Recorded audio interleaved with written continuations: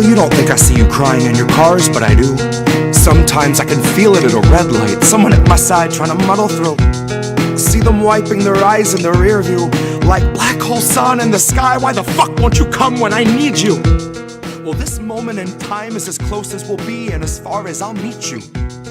Two windows in between us, new moon in the house of Venus. One stranger who sees you and reads your features knows that your alibi might be tight, but it's not quite leak-proof. So if you're sitting at the light and you're crying in your car, just know that I see you. And it's a 50-50 that I'm bloodshot, gun shy, once bitten, twice tried, ribs pried wide to the sky till I'm see-through. That's you, in case you don't recognize yourself.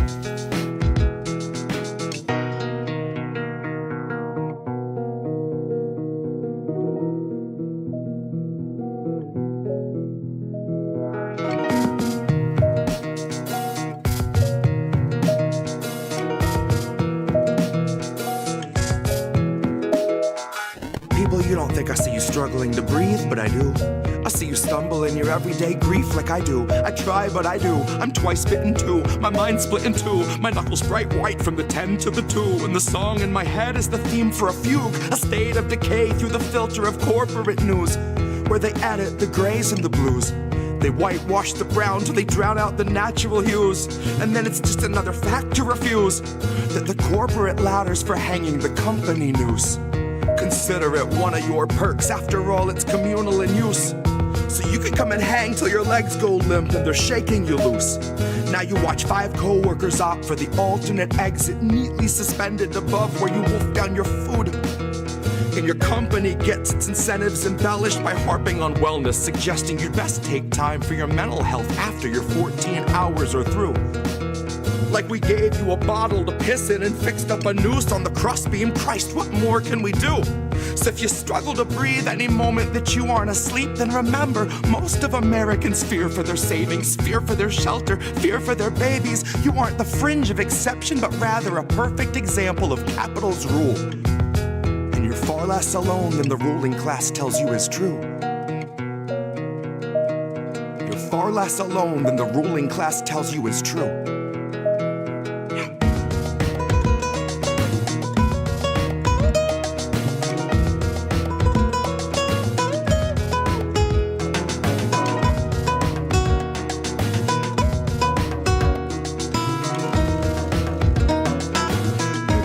I see you crying in your cars, but I do.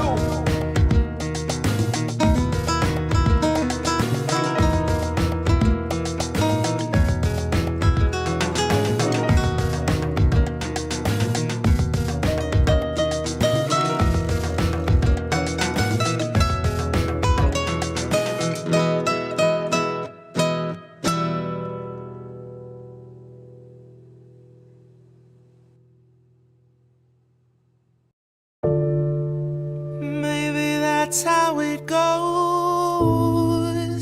We won't open our eyes, so we're the last ones to know. We're the last ones alive. Kept our enemies close. Wondered why we don't thrive while we're grasping at ghosts. Counting backwards from 5.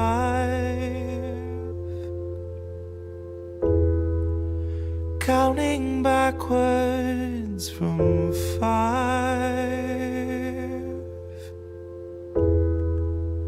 Counting backwards from 5. Count back from 5. The theater on fire, the cast on strike. The studio stock starts taking a dive. The contract's tossed and they're gone with the tide. The heads and execs, their hands are tied. We can't pump this dreck and treat you, right? But what do you expect from the industry type who survive by the leeching of bodies and minds?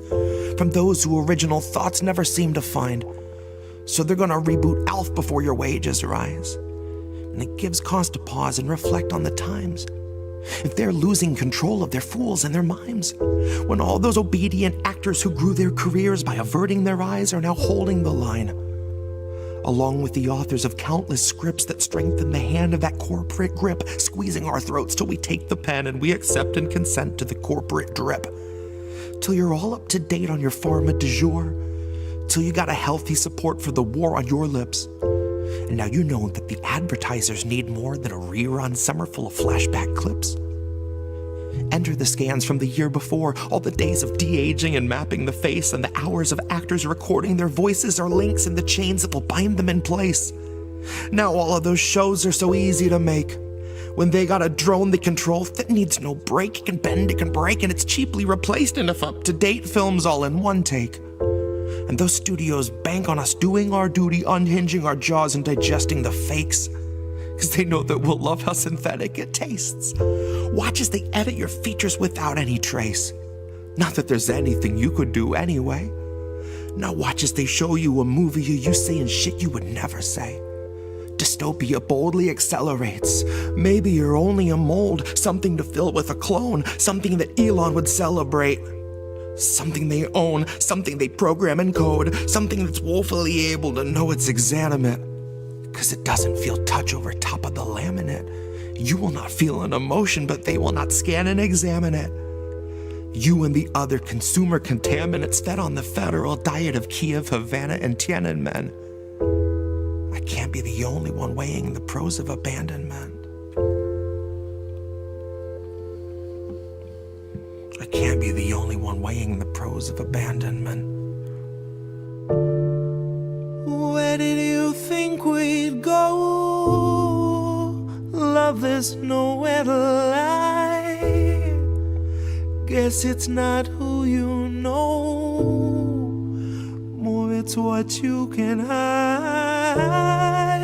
Like we're chained to the floor, they're streaming us live while we're watching the war, counting backwards from 5,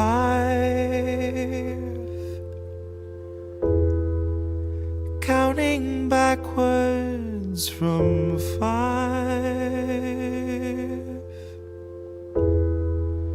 counting backwards from 5,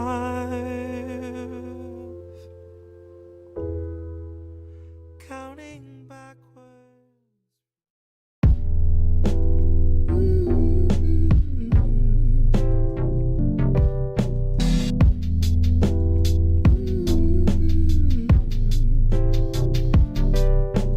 I don't need to say it at all myself, cause now you can see it. And I don't wanna say that I lost myself, cause I didn't need it. Whoever I was when it started, I think that they'll stay in the past. That's all that I've lost when it's over. I'll be happy with that. I'll be happy with that. I'll be happy with that. I don't have the inflection for commercial rap appeal, and I'm a little too subversive to be verified. Now if someday I can reach 10K, I'll retract it, I'll admit it, and I'll clarify. But in the meantime, I'll be underground where the air's beyond rarefied. Honestly, it's barely there, and honestly, it's paradise. I don't have a label that can tell me how my lyrics aren't conducive to the royalties of parasites. I'm just one man in an 05 GMC with an iPhone 8 and a low-end mic trying to take down the DNC. Stay up late and go into a rage and record all night, then wake the next day like, damn, that's me. So trust me when I tell you that your fury will articulate the things you're afraid to believe. You can tell cause I shake when I speak, that there is anger in the air we breathe, and it is liberally applied like the label of progressive, slapped on every neoliberal spamming you their message, slapped on every Buttigieg who tells you cozy up to your oppressors. Pardon me if I don't trust a word out of Radigan Balesser. Shut your eyes, love, the more you know the better. The worse you see, the sweeter. A peaceful revolution doesn't really fill a theater. A flint will start a fire, and flint water douses it. But if you think it's safe to drink, you must have skipped the Kool-Aid and gone for the ether. Cause I think you're fucking dreaming. Are you? No? Good. Me either. All right. Let's take a short breather.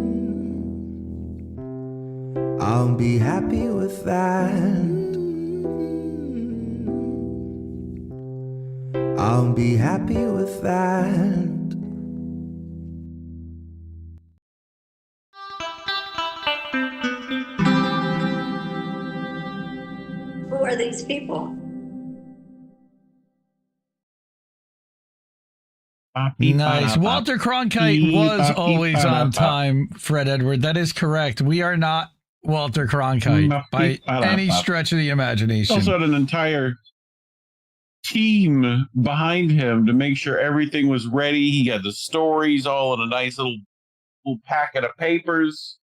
Right. He'd take off his glasses dramatically and read them. He just showed the fuck up, guys. Everyone else did the work for him, you know? All right. Well, hi, everybody. It's How Do We Miss That? It's Sunday night. Nice. It's Indy. It's Reef. I can't put chats up on screen. I don't know what the heck's going on with my app that does that, but for some reason it's broken tonight. I can read them out. I can see you, but I cannot put them up on screen, which is not fun. But what are you going to do? Not Yo Mama's News. That's right, Fred. We are definitely not Yo Mama's News. We're going to get into several things. We're going to talk about what a scam Amazon is pulling on their Prime Day. Yeah, sure. Our friend Gordon Dimmack wrote a scathing article burning down WikiLeaks. And we're going to go through that because I've been waiting for somebody to say something at some point. And that's even tepid. I feel like not tepid, but there are a lot of things he did not say and did not go into that could potentially also be covered in addition to that. I also brought a piece from Golden Monarch about that, talking about Gabriel Shipton and WikiLeaks also potentially being co-opted by Bitcoin evangelist scammers. A lot of receipts there. What? That's your WikiLeaks? WikiLeaks. WikiLeaks. Oh, thank you. Thank you, Ricky. It's WikiLeaks. It's WikiLeaks, right? WikiLeaks. Uh-huh. All right. WikiLeaks. To Julian Assange's. To the Julian Assange's. Oh, it's the best. Wondering how Kate is doing. Haven't heard from her in a while. You mean Kavishwari Kate? Which Kate are we talking about? Kameshwari Kate has been around in chat. She was here the other night. Kate plus 8. But we're also going to talk about, of course, we're going to have a very short Fuck Israel segment tonight, which is not typical, but I mean, there's plenty to talk about there. It's just there's so much else going on this week that I did not really have time to get to that because I really want to talk about Alligator Auschwitz. Not Alligator Alcatraz, it's Alligator Auschwitz. And we're going to bring some stuff that people may not have seen and some stories from the detainees that have come out. And now the Miami Herald published a list today of all the people they suspect to be there because they can't get answers from anybody. And these people can't even get to their lawyers. It's really fucked up. So we're going to talk about that. Then we're going to have a lightning round. And we will then get to boats smashing into other boats. What did you do all week? You made a clip show because Colin decided to go overseas to visit his family, right? Yep. Other than that, you've had like the week Working off, on right? some new stuff, new assets, generally. You know, had to take Pop to the airport and do all that jazz. You know, So if anybody's fun looking stuff. for a co-host, a Hot. fill-in So co-host, hey, talk to this guy. He's got time. He got time. Yeah, craziness about the upside down world that we live in. What's now legal? What's now illegal? Who's considered to be good? Whatever you want to consider that to be, you know, by government standards. We're going to get to all that. Before we do, support the media you want to see, please. If you like what you see, we appreciate. We are not user funded. Thank you. We are user funded. We are not corporate funded. We don't take any sponsor money. It's just whatever you guys can help us out with. We really appreciate. We certainly can use it. $5, $10, $15. You can do that over at Cash App, $, Indie News Network, co-fi.com/Indie News Network, paypal.me/Indie News Network. And then we have our website. That's indienewsnow.com, where you can keep the media free there. And there's a whole page that you can donate there. And then all over at the Substacks. That's innewsletter.com and at indiemediatoday.com, where we should be live right now. Actually, I didn't even log in to say hello to anybody over there in chat. So I should probably do that real quick. And then I want to get started. So what's happening, everybody? It's been a crazy fucking week. So everybody needs to just forget about that Epstein stuff, right? Like, just forget about it. It didn't happen. Just memory hole the whole thing.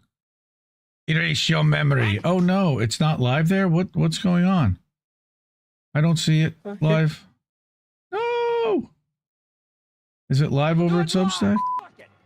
It says it is. Okay, I can't quite get there, it seems. Let me see if I can find it in the document and paste it there so I can talk to those folks. Do it live. I'll write it and we'll do it live. That's sometimes what we need to do. This is a live show, and sometimes live things happen on a live show. We'll do it live. No, it did not go live. I don't know why. Okay. All right. Well, we're not at Substack today. Oh, well. Okay. We're live is it everywhere working? else. You just got to turn the switch on. No, I don't. Maybe I didn't put the right key in. Or you didn't turn the. No, I definitely Dang, I have don't the know. switch turned on, but that's freaking weird. It certainly should be there. U key. Okay, now let's go back here real quick. Turn this off. It probably won't let me do this because it technically thinks that we're live right now. Or it's live. Yep, I never changed the key. That's my mistake. So now Substack should be going live real quick. Hopefully in a few minutes it'll pick it up. Fred, live nudes. No. Okay. I want to get to our first story because it's kind of a light one, but also it's it's relevant. So we had Prime Day this week, right? Which is hilarious in itself. The fact that they call it Prime Day, but it spans 5 days, 4 or 5 days worth. But Popular Information, who we've talked about in the past, they've not been as high on them as we were, but this one, sometimes they follow the money and they do well. This one was a good one. So I want to play this one for everyone. Hopefully Reef can hear this. Prime Day is a scam. Amazon sells Prime Day as a once-a-year shopping miracle. So let's talk about the Shark cordless vacuum that Amazon says is 50% off. List price is $299.99. Sale price at $149. It sounds great. But the problem is it never sold for $299.99. The inflated price just showed up in May. Using a price tracking site, we see that the vacuum's average price is actually around $200. It has been $149 multiple times this year. On Amazon and Best Buy, Macy's, Lowe's, and Ace Hardware. The same is true with the Ninja Air Fryer. Amazon says it's 33% off, but it's been that same price or cheaper every single month since November. It's all psychological, and they call it Prime Day even though it lasts 96 hours to make you feel like you need to buy now or miss out. But the same items go on sale all the time, not just on Prime Day and not just on Amazon. So why does it feel like every news outlet is hyping up Prime Day as if it's Black Friday 2.0? Because Amazon pays them to. Affiliate links, where they make 1 to 10% on anything that you buy. But during Prime Day, Amazon doubles those payouts in some categories. So these news outlets are marketing to you, and they profit off of convincing you that you're getting a deal, even when you're not. Prime Day isn't about saving you money. It's about making Amazon $21 billion in 4 days. Let us know what you think in the comments. This is popular information. Read the full report on popular.info and follow along for more accountability journalism. That's what I want to do tonight, is actually go to the article that brings those receipts, because it's fucking insane what these, she goes over that in about a minute and you're just like, oh my God, that's insane. I can't believe they do that shit. Well, at the same time, I believe very much that they do that shit. That they constantly are manipulating their pricing by the minute. And then if you look at something, apparently when you go back later on to look at it, sometimes the price will be higher. So this again is popular information. Amazon Prime Day is a 4-day sale promoted by the mega retailer as a rare opportunity to secure deep discounts on a variety of consumer items. In reality, they deploy deceptive tactics to exaggerate their markdowns and create a false sense of urgency. Featured items are often available, like she said, at similar or lower prices at other times and at other outlets. But like she said, it's affiliate marketing that drives this. Bank of America estimates that Amazon will rack up $21 billion in sales over the 4 days, up 60% from last year's estimates. So they only made like $14 billion in sales last year. This is up even more than that. In many cases, buyers are being manipulated into purchases with scammy tactics. Like, if you've been on Amazon, you see this and you're like, wow, man, I'm getting 50% off? Okay, but like she said, again, it's never really been that high until right before they did this sale, and now they can show that it was discounted. It's scammy for sure. All right, she showed the Ninja Fryer. Right, here's the Echo frames. Here, Amazon plays the same game with its own products. It's offering a bundle of its newest smart glasses and a smart screen for $240, which Amazon says is a 47% discount off the list price of almost $450. Who would pay for this shit? Who would pay for this shit? Like smart glasses with Alexa built in? Like, I don't want it. I've never had an Alexa device in my house activated. Like, I don't want Amazon listening in on everything I say all the time. Thanks, but no thanks. All right. The exact same bundle has already been offered since the beginning of June for $300. Price was only raised to $450 on July 1st. So the early Prime deal is a sale, but the discount's really only 20%, not 47%. And basically, they're making room for the next year's items. List price inflation has been a systemic issue with Amazon Prime Day for years. In 2022, the New York Times Wirecutter reported that for many featured items during Prime Day, the before price is artificially inflated to make it seem like you're getting a bigger discount than you really are. So, like, this has been a thing. 2019, 2017. All right, that sells foot deodorizers said that Amazon almost doubled its list price on Prime Day. crazy, right? Amazon also engages in a variety. And, look, I try very hard not to buy anything from Amazon, and I occasionally fall sucker to that. But there are a lot of people that still do. They still buy a lot of stuff from Amazon, partly because they're also in some kind of a desert where they can't get to a retail store for a certain amount of time. And it's just easier for them to get to, sure.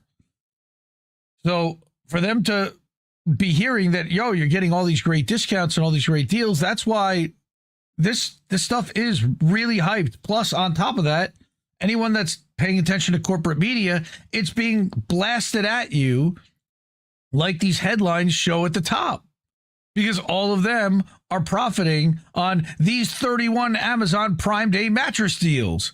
So if you buy a mattress, they're making... The Wirecutter has done that for a long time. Yes. Like the Wirecutter is like the one place I'd be like, all right, I get why they're doing it. Food and wine, but that's, again, you're getting kitchen stuff. These are all New York Times affiliated. Right. It's targeted to a niche. Yeah. All right. Amazon also engages in a variety of tactics to imbue shoppers with a sense of urgency to buy items right away. The countdown clocks. This might explain why the company insists on continuing to call the event Prime Day, even though it now lasts 4 days. The idea is to communicate that if a consumer doesn't buy something now, they're going to end up wasting money by buying it for a higher price later. What? Yeah, no, I mean, it used to be a day, and then they realized, we're just hurting our bottom line by keeping it to that day. Let's do like an entire Steam summer sale, and do a whole week of it, Right, but still call it day, Prime Day. Yeah, right? I mean, just change the name to Prime Week and you're good. Right, but that doesn't give as much urgency. The thing is, if you hear day, I got to do it today. Well, that'll be Prime Day tomorrow too. Right. It's just so silly. But psychologically, the people that don't realize that Prime Day lasts 5 days, they think it's right now and they don't care that it's tomorrow. All right. These are deals. Amazon says the lightning deals will only be available for a few hours or minutes. The newer innovation is invite-only deals where shoppers request an invitation to purchase items that are expected to sell out. Holy shit. The system is designed to convince consumers that if they're fortunate enough to receive an invite for one of these deals, they should complete the purchase immediately. Of course, the reality is that sales occur frequently on Amazon and other retailers that sell the same products. There's no reason to purchase an item immediately just because Amazon claims it's offering it at a low price. So, this personal finance expert stressed that Prime Day encourages impulse shopping, and we end up buying things that we don't need. Well, not me, but a lot of people do, yeah. So if Amazon Prime Day is rife with psychological and price manipulation, why do media outlets, like you said, again, it's the affiliates. They get the fees. Around Prime Day, they increase the percentage. According to reports, Amazon doubled it this year for some product categories.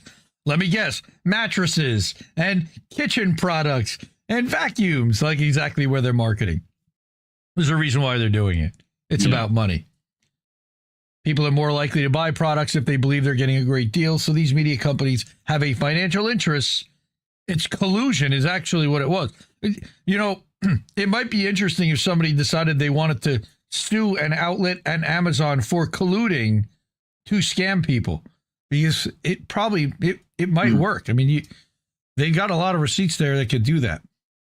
So fuck Amazon for that, and fuck all the corporate media for getting in line and publishing their affiliate links to try to scam people into buying stuff, when they don't necessarily need to, and claiming that there's the kind of deal that really doesn't exist. So,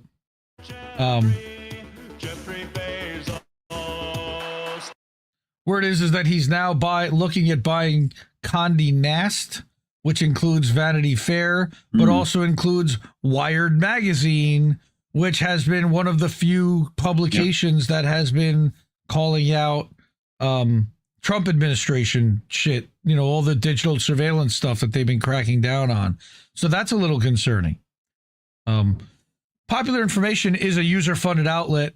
I think, as are we. So if you appreciate the media that we bring and you like stories that we bring, support the media you want to see with a Cash App, Ko-fi, PayPal, or through Substack or anywhere else, some type of support and tip to the network for the work that we do. Holy crap. And it's a lot. We do this 7 days a week, even when people don't ask us to, because I can't turn this off. So, but yes, I have to every once in a week, I come down here and I kind of dump out. Here's all the shit that's been bothering me that I found that I couldn't find really anybody else talking about this week. And that Prime Day one was certainly one of them, because I think most of the people in my world don't even really use Amazon at this point, or they certainly don't talk about using Amazon if they use Amazon. It's kind of one of those little hidden things that everybody kind of uses, but they don't really talk about because they do what they got to do. Fred is saying there's live nudes over on Substack. Is that right? Did I make it work? Did the thing actually end up working? No, I don't think it did. I don't think it did. Bummer. All right, let's see. One more time. I'm going to click that link and see if it worked. Right there. Are we live? No. Oh, well. So be it. Now, if I turned it off and turned it back on, let's see if that does it. Oh, sorry, everyone. Turning it off and back on again? Did you try turning it off and turning it back on again? Because it says that it's streaming there, but Substack doesn't see it. So let's turn it off and let's turn it back on again. And maybe it'll work. Okay. So, what's up, everyone? Driving Me Macy, good to see you. Sean the Accord Lord, hello, sir. Natalie, how are you? Hope you're feeling better. Oz the Boomer, love you, brother. Stay away from my chickens. Stay away from my chickens, Oz. Yeah, Steam is a ripoff. Sean's saying I totally agree with that because I don't play games. So yes, it would be a ripoff for me for sure. Both you are wrong. Fred Edwards saying he did get a 40-inch flat screen for $69. Is that where you got your live nudes on Substack? Okay, now I see it. Now we're live. Hi, everybody. We're live on Substack. Yay, a little late, but we're here. You guys missed the first story. We covered popular info, but we'll be back. We got plenty more here for you. We're going to do, what's the next story? I don't even know what the next story is. Come on, Andy, get with it. Get your shit together. Oh, we're going to talk about my friend Gordon Dimmack. Gordon Dimmack. Okay, so Gordon, I think I'm going to get to the thing that he tweeted first. I want to talk about that first. Okay. Holy shit. This scares me. I love Gordon. Gordon is an Indie Media Award honoree, top journalist 2023. All right, independent, user-funded. He's been outspoken about Palestine action and about what the UK is doing. We read an article of his last week talking about the contrast between independent media and him talking with someone who worked in corporate media and how they couldn't get a story published. He wrote an article this week. Hold on a second. Let me just close my bookmarks real quick. That'll show even more of the screen. Thank you. And we're back. Okay. He wrote an article this week about WikiLeaks. We're going to talk about that in a minute. But he published this last night. I woke up to this morning and I went, oh man. And apparently it's gone viral. So what Gordon writes is that he's got a declaration of conscience here. My name is Gordon Dimmack. I am a journalist and a citizen of the UK.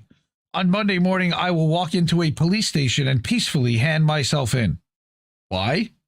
Because I support Palestine action and I have encouraged others to do the same.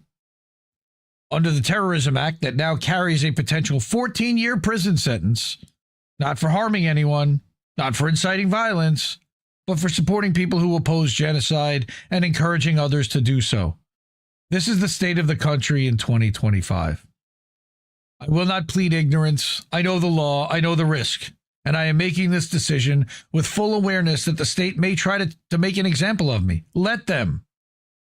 Because if we now live in a country where saying I oppose genocide is treated as a criminal act, if peaceful solidarity with those who resist arms dealers is now considered terrorism, then the problem isn't me.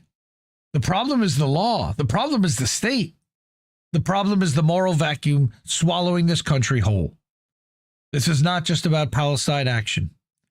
This is about freedom of conscience, freedom of expression, and the criminalization of moral clarity. If they want to arrest me for standing on the side of humanity, they're welcome to, but let the record show I will never apologize for doing the right thing. Let history remember that I stood up, and let it remember every name, every badge number, every uniform that tried to silence those who dared say not in my name. I oppose genocide. I support Palestine action. And if that makes me a criminal, then so be it. And as you can see, that's had almost 500,000 views already on Twitter and has 5,500 repeat reposts and 15,000 likes. And then a lot of people criticizing him and a lot of people supporting him. I just told him that I'm worried for him and I support him in whatever he wants to do, because I sent him a direct message this morning and I love him. And I would not do that myself. I'll tell you right now. I appreciate it. I don't know. I mean, certainly he wants to be potentially made an example of. I mean, they may just laugh at him and tell him to go home. I wanted to get your take on that because you said you had not seen that tweet today. Well, no, actually, I think I saw it yesterday when he was doing the same thing. But I know he's not alone. There was multiple people who actually stood out in solidarity with civil disobedience. Like, that is the thing I feel like people should be doing in the UK, especially. You know, like, now is the time to risk it for the biscuit. So, the more of you that do that, the harder it is for them to, like, actually prosecute all of you, So, yep. But they'll figure out a way to manage is what I'm worried about. And the AI may help. Yeah, for sure. Well, Steve Gill, very interesting. You say people that like. Go ahead. No, I was going to say, very interesting that he mentions Gordon was fighting for Assange from the jump. Fuck the UK. Because of the next article that I'm about to bring. And that may make you scratch your head a little bit. Not scratch your head, but think a little bit twice. And it made me think twice. And like I said, I've been waiting for somebody to write this article and to talk about this. Because I didn't want to be the first one. I didn't want to be the only one. And I certainly don't want to be the subject of massive attacks from a community that I really enjoyed being a part of and believe in. And I'm worried that we've been sold a bill of goods and nobody's asking the hard questions that 2 years ago we would have asked. I feel like we kind of got soft because they let Julian out and we kind of took our feet off the gas because, well, let everybody go home. We did it. But we didn't. And Gordon points out here in his latest article at gordondimac.com, his new WordPress website. I encourage everyone to subscribe to that. Again, support independent media. Gordon's independent. He wrote an article this week that says, WikiLeaks is dead. This is its ghost. It's not WikiLeaks anymore. It's WikiTWEETS trademark. Which I totally agree with. He says, far be it from me to defend Tony Blair. But when WikiLeaks, yes, WikiLeaks, starts throwing around claims about Blair's Institute being involved in a so-called Trump Riviera plan for Gaza without publishing a single document, something's seriously wrong. Earlier this week, the official WikiLeaks account posted a tweet claiming that leaked documents showed the Tony Blair Institute was involved in post-war Gaza reconstruction fantasies, complete with artificial islands, tax-free blockchain zones, and Elon Musk manufacturing hub, and the Piece de Resistance, a Trump-branded coastal resort. Because, of course. But it turns out, that's not the case at all. So this is the tweet from WikiLeaks. All right, this was on July 9th.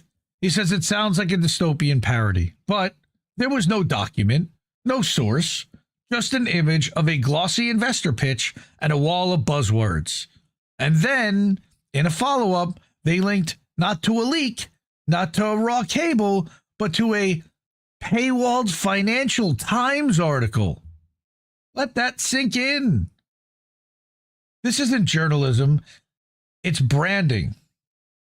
This isn't the WikiLeaks that published Collateral Murder. It's not the WikiLeaks that exposed the inner workings of empire through primary documents.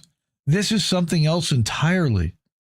This is what happens when a once radical organization gets gutted, co-opted, and turned into a ghost of itself.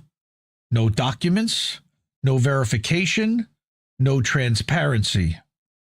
Just innuendo, headlines, and hype, baby. The exact tactics that WikiLeaks used to expose in others. It's heartbreaking because it's not just WikiLeaks. This is the pattern. TYT in the United States was taken over and neutered by a DNC kingmaker, Jeffrey Katzenberg. The Labor Party was gutted, repainted, and relaunched as a PR consultancy. Even Assange's own defenders bent the knee to politicians who stood shoulder to shoulder with Israel while it starved Palestinians in Gaza and jailed David McBride for telling the truth about their crimes. Every force that was once anti-establishment eventually gets colonized by the establishment.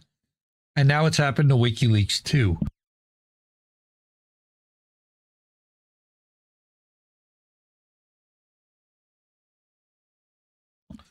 Sorry, coughing.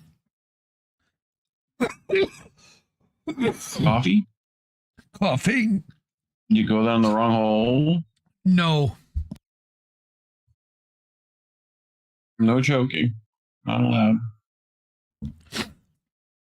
Whoa, I just lost my breath there for a second. It wasn't coffee going down the wrong hole, though. You all right? Yeah. Okay. So Gordon continues about when clarity gets you misread. What's worse, I pointed this out publicly, that the Tony Blair Institute was only shown promoting a two-state solution at a conference, not involved in designing mega projects or pushing Trump-branded hotels. And now people are in my mention saying, I support a two-state solution and that I'm defending Blair. No, I'm defending the truth. I'm defending the idea that if you're going to accuse someone of something, even someone like Blair, you better bring receipts, especially with someone like him. I mean, for Christ's sake, this is the Tony Blair we're talking about. It shouldn't be that hard, and it wasn't. The fact that saying this out loud makes people suspicious. It's a Tony Blair with a two-state solution. Still fucking stupid. Yeah, but the thing is that it actually came from Boston Consulting Group, right? Yeah, BCG, right? The fact that saying this out loud now makes people suspicious of you, tells you everything you need to know about the state of journalism, activism, and public discourse in 2025. We've traded transparency for tribalism, receipts for retweets. Dude, that is epic right there. Receipts for retweets. We've exchanged receipts for retweets. I fucking love that. And just to make things crystal clear, Gordon or I do not support a two-state solution. I'm also not categorically ruling out the TBI having Orwellian plans for Gaza or any plans being drawn up by the Boston Consulting Group aren't evil. They may well have and may well be. It's just that the evidence presented so far is not even worthy of mention, at least not with the framing of that Tony Blair or his institute was behind these plans. That's sensationalism, something WikiLeaks used to oppose. That also is, we covered this plan 14 months ago. All right, Ynet reported on this Gaza 2035 plan with those exact same AI drawings. Now, the only thing that I saw added were those little points on a map, but who knows where the hell that actually came from. Certainly not in the source documents. Where's the link to the original? So he continues about WikiLeaks, calling it the ghost of what once was. There was a time when WikiLeaks was feared because it let the public think for itself. It didn't tell you what to believe. It showed you the documents and let the truth speak. That's why governments wanted Assange dead or buried. That's why it mattered. Take the OPCW leaks, for example. In 2019, WikiLeaks published internal documents from the Organization for the Prohibition of Chemical Weapons. A lot of people don't know what the OPCW stands for. They just hear that terminology a lot. It's literally the Organization to Prohibit Chemical Weapons. That's all they do, is study what are chemical weapons. Now, it showed that investigators raised serious doubts about the alleged chemical weapons attack in Douma, Syria. This is 2019. One leaked engineering report even suggested that the gas cylinders had likely been manually placed and not dropped from the air, which would directly contradict the official Western narrative. And when did all this happen? Conveniently, just days before Julian Assange was dragged out of the Ecuadorian embassy by British police. First, the truth comes out. The man behind the truth gets locked away. Within months, the leaks stop. The document drops dry up. WikiLeaks, the publisher, goes silent. That was the last time they acted like the organization they once were. Everything since has been surface level, noise, vibes, and branding, a ghost of its former self. This Twitter-era WikiLeaks isn't feared by anyone. And who's running that again? Kirsten Hernofson, or maybe CIA, or MI6, or some kind of combination of that all. Who's running the anonymous account right now? All right. This Twitter WikiLeaks, again, isn't feared by anyone. It's not dangerous. It's not disruptive. It's just nostalgia merch. A blue check account coasting on the credibility built by a man who spent 14 years rotting in detention of one kind or another. And now they're citing the Financial Times, a legacy media outlet, behind a paywall. No upload, no link to a leak, just gated journalism filtered through corporate media. If Julian Assange were still in control of WikiLeaks, there is absolutely no way in hell he'd ever endorse linking to a Financial Times article hidden behind a paywall and calling it a leak. Let's not forget that WikiLeaks called that a leak. It's a betrayal of everything WikiLeaks once stood for: transparency, source material, radical truth-telling. Take the most recent report that Gordon made on the IAEA leak that proved that Israel were in cahoots with the IAEA in directing Iran's nuclear program, despite the fact that Israel isn't even a party to the IAEA. The leaked documents showed Israel feeding surveillance and strategic intelligence directly into the IAEA decision-making processes about Iran. They were credible, time-stamped, and clearly authentic, and yet WikiLeaks didn't touch them? Al Jazeera published this. Why? Instead, they linked to a TASS article, that's Russian state media, quoting an anonymous intelligence source. No documents, no archive, just hearsay. Meanwhile, they had no issue amplifying a Financial Times paywalled piece about the Tony Blair Institute. Again, without a single source document. That's not just behind the curve. That's a complete reversal of what WikiLeaks used to be. The place you went to see the evidence for yourself. If you're uncomfortable reading this, ask yourself the question, why are WikiLeaks ignoring leaks of nuclear importance while tweeting out tenuous leaks Tony Blair has the plans for Gaza? So he says, here's what the FT leak evidence actually shows. And let's be clear about what's real and what isn't. Yes, staff from the Tony Blair Institute attended meetings discussing post-war Gaza reconstruction. Yes, they submitted a paper focused on a two-state solution as part of those talks. No, they did not write or endorse the infamous investor slide deck that included references to a Trump Riviera or an Elon Musk smart manufacturing zone. And no, they did not promote resettlement plans or branding schemes for Gaza. That deck came from Israeli entrepreneurs and Boston Consulting Group, not the Tony Blair Institute. In fact, the TBI explicitly stated that they had no role in producing the slides and did not support their content. This was all covered in detail by the Financial Times, The Guardian, and even Middle East Eye.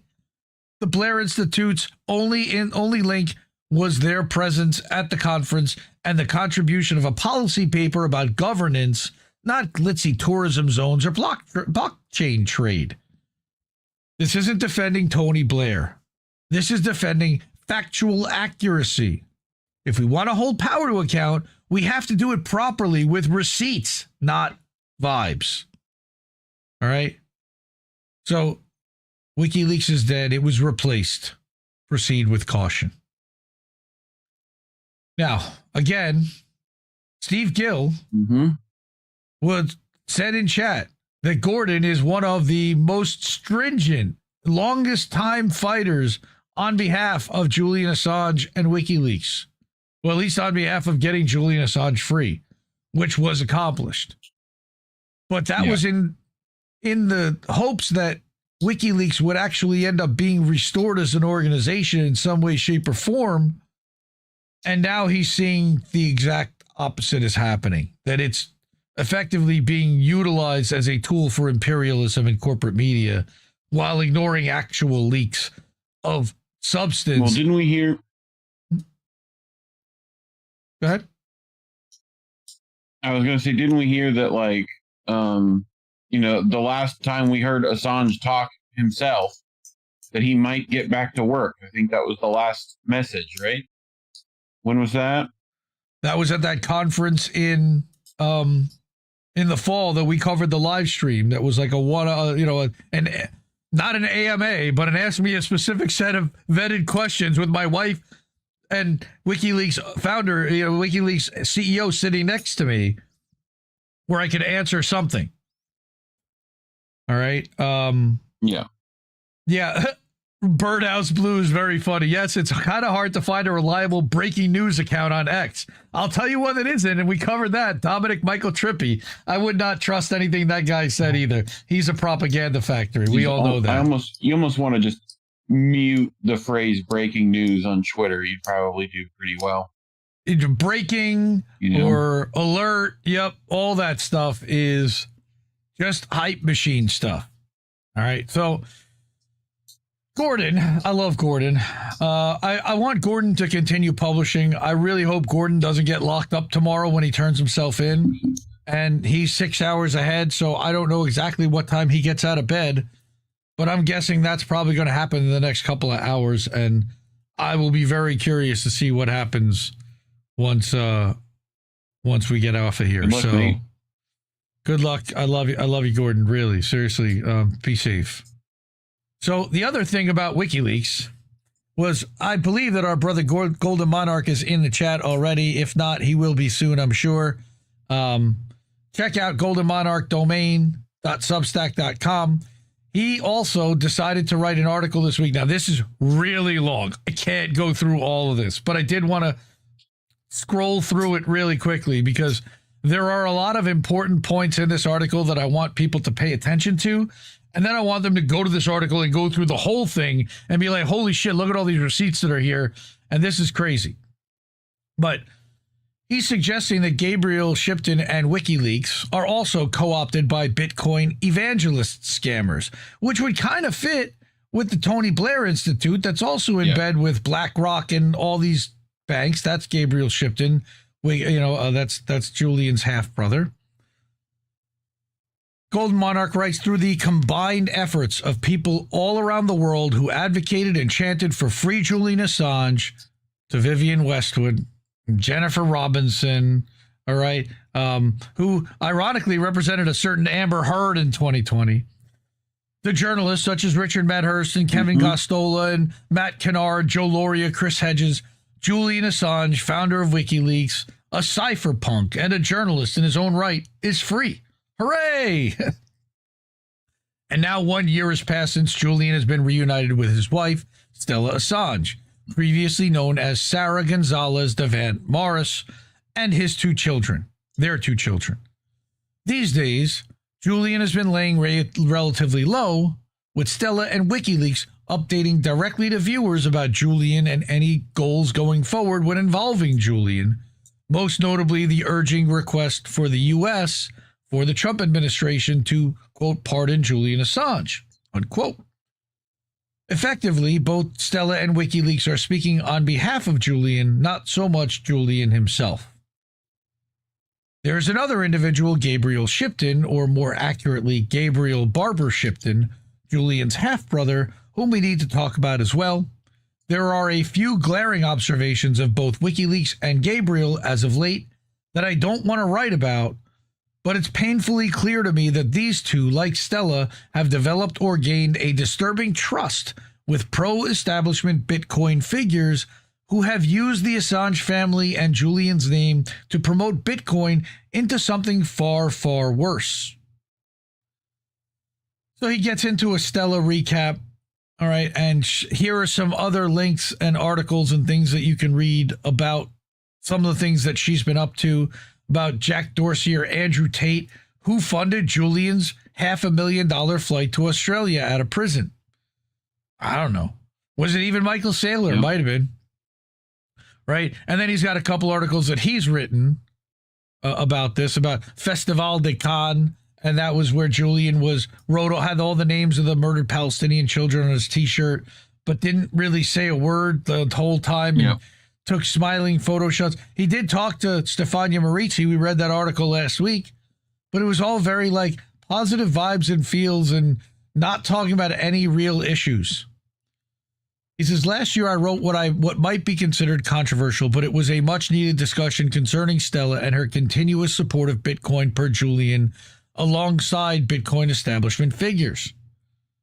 Stella knows what the crypto industry and its influencers like Michael Saylor of Strategy and Natalie Brunell of the Coin Stories podcast and Ludmila Kozlovska of the Open Dialogue Foundation and Jack Dorsey, the former founder of Twitter, represent. They represent dystopian freedom using half-baked, half-proven, decentralized, quote-unquote, blockchain technology for means of privacy and to be independent of government or banks, which, of course, they're not. Which, speaking of banks, right, if you remember correctly, there was some, what was it, Sweden? There's a particular bank there, right? Happened to try to take a bunch of their money. I think there was some lawyers that worked on that. I wonder what they're doing now. Probably some not great things. I wonder. But so since Julian has been freed, follow the money around as always. Stella has effectively narrated on what and where Julian will be present at. For example, back on April 26th, she stated that now that he's free, we've all come to Rome to express our family's gratitude for the Pope's support during Julian's persecution. Our children and I had the honor of meeting Pope Francis in June of 2023 to discuss how to free Julian from Belmarsh. Francis wrote to Julian in prison and even proposed to grant him asylum at the Vatican. At first, a new pope. I love that. Eurotrip. Shout out to Eurotrip. At first glance, what's wrong with the statement? Well, nothing other than its timing. While much of establishment media, as always, was overly reporting on the next pope to succeed Francis, which became Pope Leo, a.k.a. Robert Francis Prevost, the Chicago guy. So not really. He's the White Sox fan. Stella had only made commentary about the Pope as well as referencing Easter. You mean to tell me Stella or WikiLeaks had nothing to say about Gaza, ICE, that's immigration and customs, CCOT, or even growing crypto scams and corruption coming from both the crypto industry and the Trump administration? Or then any of the wars that have been happening in the Middle East, any of those that he used to talk about frequently. we know how she feels about Navalny in Russia. I mean, we know that they've been effectively, kind of turned against whatever happened with that, and they seem to support Ukraine in some weird, because either they haven't figured out that was a NATO op the whole time. I don't know. On May 21st of this year, or they're kept from actually knowing. Well, both Stella and Julian were seen at the Cannes Film Festival, the international festival hosted in France. The screening of the film, The $6 Billion Man, is a documentary showcasing Julian's battle to rebuild him. Well, maybe, but it's a battle showcasing his battle better than ever before. His battle to not face extradition to the U.S. Just for publishing classified documents like the Afghan war logs, the Iraq war logs, Democratic private emails, the Sony Pictures hack. A lot of people forget that one. The question at hand is not the documentary itself, rather the presence of a growing, gatekeeping Hollywood-esque surrounding Julian, particularly because of Stella, who, by the way, highly praised its director, Eugene Jarecki. Of course she's going to. The Festival de Cannes may seem independent, but once you take a close look at its partners and sponsors, JP Morgan, Nespresso, MasterCard, Dolby, etc., one has to wonder whether Stella knew everything as described here, including the mysterious donor who paid in Bitcoin for nearly all of Julian's flight, who made it financially possible for Julian to return to Australia. Right? Then we have Julian himself, and there's links to a timeline of his Assange's legal journey. I think he has a graphic of that. All right. It caused us to invest in Bitcoin, talking about how he was an early investor in Bitcoin. I thought this was really interesting. Monarch actually sent me this before he published it and asked me to proofread it. And I really, this part hit me. But speaking of Stella, I certainly wonder how Julian is personally doing, not counting what Stella or WikiLeaks say about Julian. Now, remember once, a long time ago, that man said that you never let anybody else speak for him and don't take what anybody says he said on face value. You only take it from him himself. We have not really heard very much from him himself. So he'd like to know any personal developments related to independent journalism, Bitcoin, the crypto industry, the U.S. following the previous Biden admin, and once again, the Trump admin. Down below are a list of significant events, including that of the U.S. invasion of Iraq, to WikiLeaks being founded, to Chelsea Manning pleading guilty on espionage charges, to ultimately Julian being released. But there's a few things that are missing here, which is really interesting. All right, there are other major events coinciding with this, right? The 2008 financial crisis. And then what about the cryptic Bitcoin white paper, which was mysteriously released out to the public in 2008? This is where it gets interesting. In 2011, WikiLeaks had no choice but to start accepting Bitcoin donations due to the banks and financial institutions restricting them from using their platforms for donations.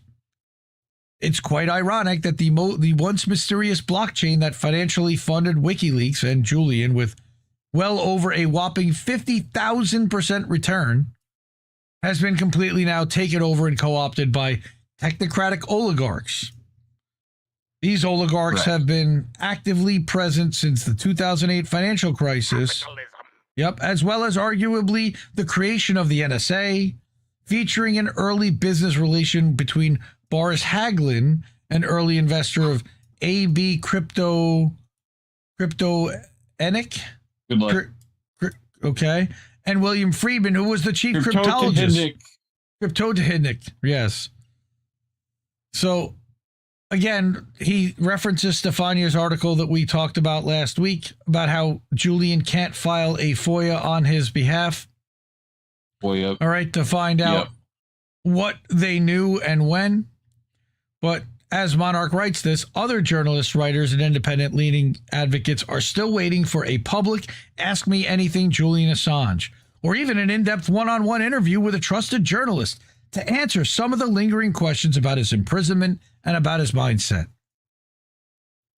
It is painfully obvious that there has been, or continues to be, a blanket of censorship cloaked around Julian.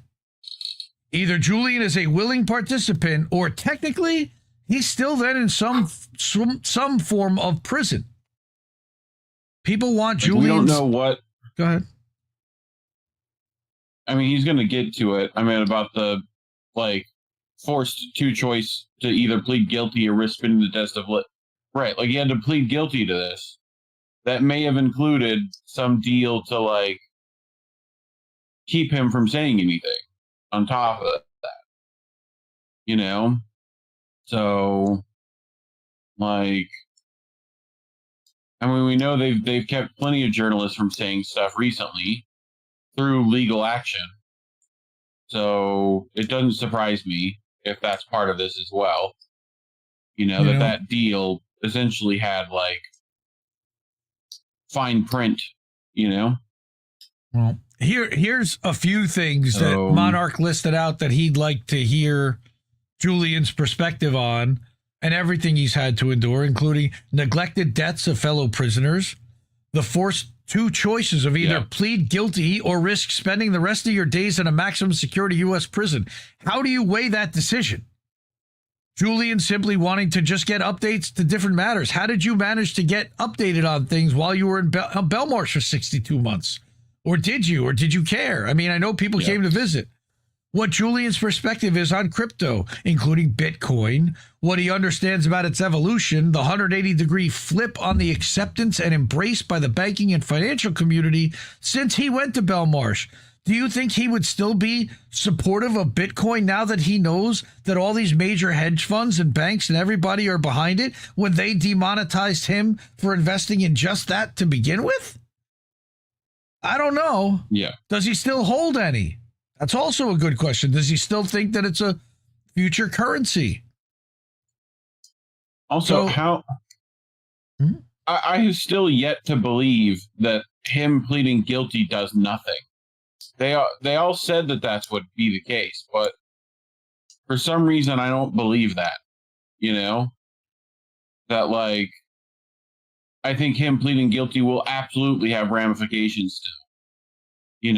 We haven't seen it quite yet, but it's the reason why they're not going to pardon him as well, because it at least puts precedent. Well, publishing classified material is now considered illegal and will be prosecutable because of this as a precedent. Yeah. Even if it's been sourced, even if it's in the public interest, even if it's XYZ, now they can say, hey, publisher. So I definitely remember WikiLeaks trying to downplay that, So yeah, this is all at goldenmonarchdomain.substack.com. All right, he gets into WikiLeaks and he even posts about Michael Saylor. What's interesting is that in 2013, Michael Saylor thought that Bitcoin was a scam. And there was that thing about $1 billion worth of Bitcoin over 14 years from a $7,800 cost basis. It was actually, I think, $8 billion from 78,000. But what is still up with WikiLeaks still accepting cryptocurrency? And it isn't just Bitcoin. You can donate to WikiLeaks using Bitcoin Cash and Litecoin and Zcash and Monero and Azov fucking Nazi Ethereum. Additional cryptocurrency options to be announced. They're not done yet. And let's pretend that WikiLeaks didn't deliberately state on its website that you can read up on each crypto either on their official website of said crypto or Wikipedia. Oh, come on. WikiLeaks is now linking to Wikipedia? Sure. And let's most certainly pretend that among WikiLeaks partners, the Washington Post, the New York Times, the Intercept, the Wall Street Journal, etc., are not among the list of said co-publishers, research partners, and funders. WikiLeaks, or better yet, the Sunshine Press, posted an interesting update per Gabriel Shipton's new project, the Information Rights Project, and we're going to talk about that soon enough, right? And then we talked about that wallet that went that lit up with 80,000 Bitcoin in it, that sold out for 109,000 a coin. All right, where they only paid 78 cents per coin. Right, the other 6 wallets contain 60,000. This gets into the details of exactly how much was sold and when and what. It was a total of at least 80,000. Whose wallets are these? Well, technically, 2011 was the earliest for select few users to be extremely aware and knowledgeable of Bitcoin, how Bitcoin transactions and trading works. Based on the cryptic behavior of the OG constantly buying Bitcoin at 78 cents, he had initially thought of Sailor, who was anonymously buying Bitcoin at 78 cents. But no, it's not them. When he first mentioned Bitcoin in 2013, he initially thought it was a scam and that their days were numbered. He didn't have an epiphany until 2020 when he completely flip-flopped and dedicated his commitment that his company would buy Bitcoin regardless if it pumped or dumped. All right. Another OG consideration is the infamous Silk Road guy, Ross Ulbricht. So he speculates on who might have cashed out this wallet. All right. These numbers associated with Ulbricht do pale in comparison. See, that's the thing. Ulbricht once had a wallet of 430 Bitcoin, not 10,000, not 80,000. Yeah.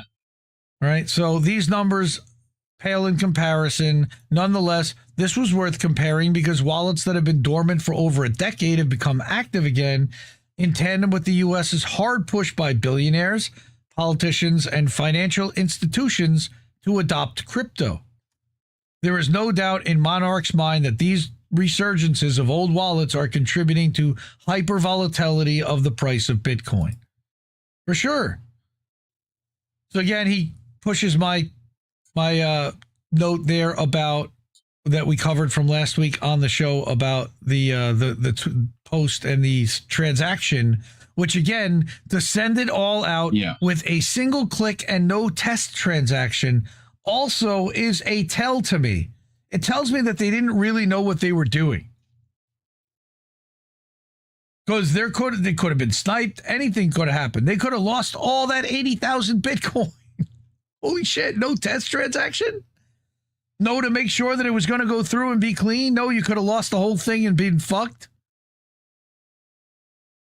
So this is where he gets into how Gabriel Shipton is still promoting Bitcoin, right? But it's really weird. You've got the Assange DAO that they raised a ton of money for, that all of a sudden that money was gone, right? There was already an NFT project. I didn't even know there was an NFT project that helped free him also. That's not even the DAO. Gabriel, much like Stella, as well as his father, John Shipton, has spent years advocating for Julian's freedom from Belmarsh prison. Shipton, an award-winning Australian film producer, got involved in the Assange case starting in 2019. His brother had already been persecuted in an embassy for 7 years. In 2019, he was actually locked up in Belmarsh. Gabriel is previously known for his contribution to films such as Mad Max Fury Road, Emu Runner, and Ithaca, A Fight to Free Julian Assange, which was premiered around this country, by the way. Starting in 21 or 22, Gabriel got involved in crypto alongside Stella, specifically to raise awareness of Julian's condition in Belmarsh.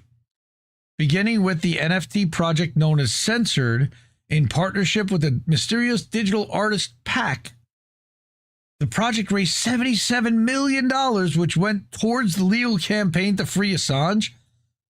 Wow, his lawyers got $77 million. Somebody got it. Gabriel says that he had never even met the artist. I don't even know if it's a him. I assumed it was a him, but I never met him or them. Crazy, right? But then there was this Assange DAO token. It originally launched in late December 2021 under a Telegram group, which Gabriel later joined. A few years later, in June of 2024, around the time that Julian announced that he was going to be released, the DAO token climbed in value over 80%, only to drop in value soon after. a short time period for insiders to get in and get out. So like anyone that knew that he was going to be getting out of Belmarsh could feasibly have dumped the token the moment they announced it when it spiked. As of right now, Assange DAO is currently undergoing revitalization with its community determining what its new mission will be. And who gets to determine that? Well, conveniently, it's Stella, Gabriel Shipton, and Jennifer Robinson. Yeah. They can veto proposals harmful to Assange, ensuring the DAO's actions support his case. But now his case is just to be pardoned. So now he gets into this Project Spartacus. Earlier in April, Charlie Spears, who's the co-founder of Block Space Media and a board member of the Oklahoma Bitcoin Association, oh my God, invited on both Gabriel and Bruffstar, co-founder of OrdinalsBot, to discuss Project Spartacus. That would enable WikiLeaks to log 76,000 plus Afghan war logs on Bitcoin and on the blockchain. The effort, however, will not be done. NFTs. Right. But no, it will not be done to directly raise funds for Julian, but to commemorate Julian's story as a part of Bitcoin history. What the fuck is that nonsense? What? I am eerie about Bruffstar, who describes himself as both an AI and ChatGPT maxi. More like a maxi pad. Respectfully, what the hell is Gabriel thinking? Partnering with someone like Bruffstar and Spears to put archived Afghan war logs into a not so decentralized blockchain. How would that even be done? Why would Gabriel put a level of trust or confidence toward blockchain-based projects where not all of its participants may be openly honest, who may be using the legacy of Assange for self-promotion, and who may have their own conflicts of interest involving other industries, such as big tech and the military-industrial complex? Bitcoin, especially in the centralized hands of billionaires and financial institutions, who've now hoarded most of it and financially fund big tech and the military-industrial complex, is worrisome. So he has some huge doubts about Project Spartacus, and he lays that out here. All right. Then he did a one-on-one with Everett Fenigson from the podcast You're the Voice. I don't even know who that guy is.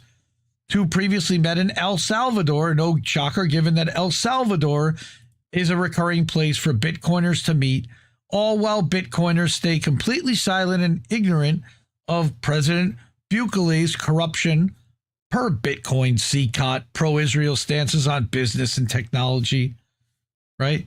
This guy's literally a former IDF soldier. And he's meeting with Gabriel, described as a freedom and Bitcoin maximalist and a chief marketing officer of global companies with a tech background of 20 years. I'll bet he was in Unit 8200. Fenigson was featured by the Wall Street Journal. Definitely. He was featured by the Wall Street Journal as one of Israel's top 2022 tech leaders. He's no independent journalist. Oh, for sure, then. Oh, it's a she. Even better. She's part of the crypto industry grift, interviewing and promoting toxic individuals from the likes of Michael Saylor to Caitlin Long of Custodia Bank. All right, and he's got a whole list of people there. Max Kaiser. Right. Crypto and everything else that you're playing with. Well, that's Joseph Kelly of Unchained, right, who has ties to those people. But this is all in promotion of Bitcoin. This is the thing I wanted to bring up, was the latest project that Gabriel was involved in. Now, again, I think that the idea to put the Afghan war logs. Now, first of all, Gabriel isn't WikiLeaks. Why the fuck is he negotiating anything having to do with WikiLeaks? To put the Afghan war logs onto the Bitcoin blockchain? Family business, I guess. Except that he has no specific title, as far as I knew, at WikiLeaks.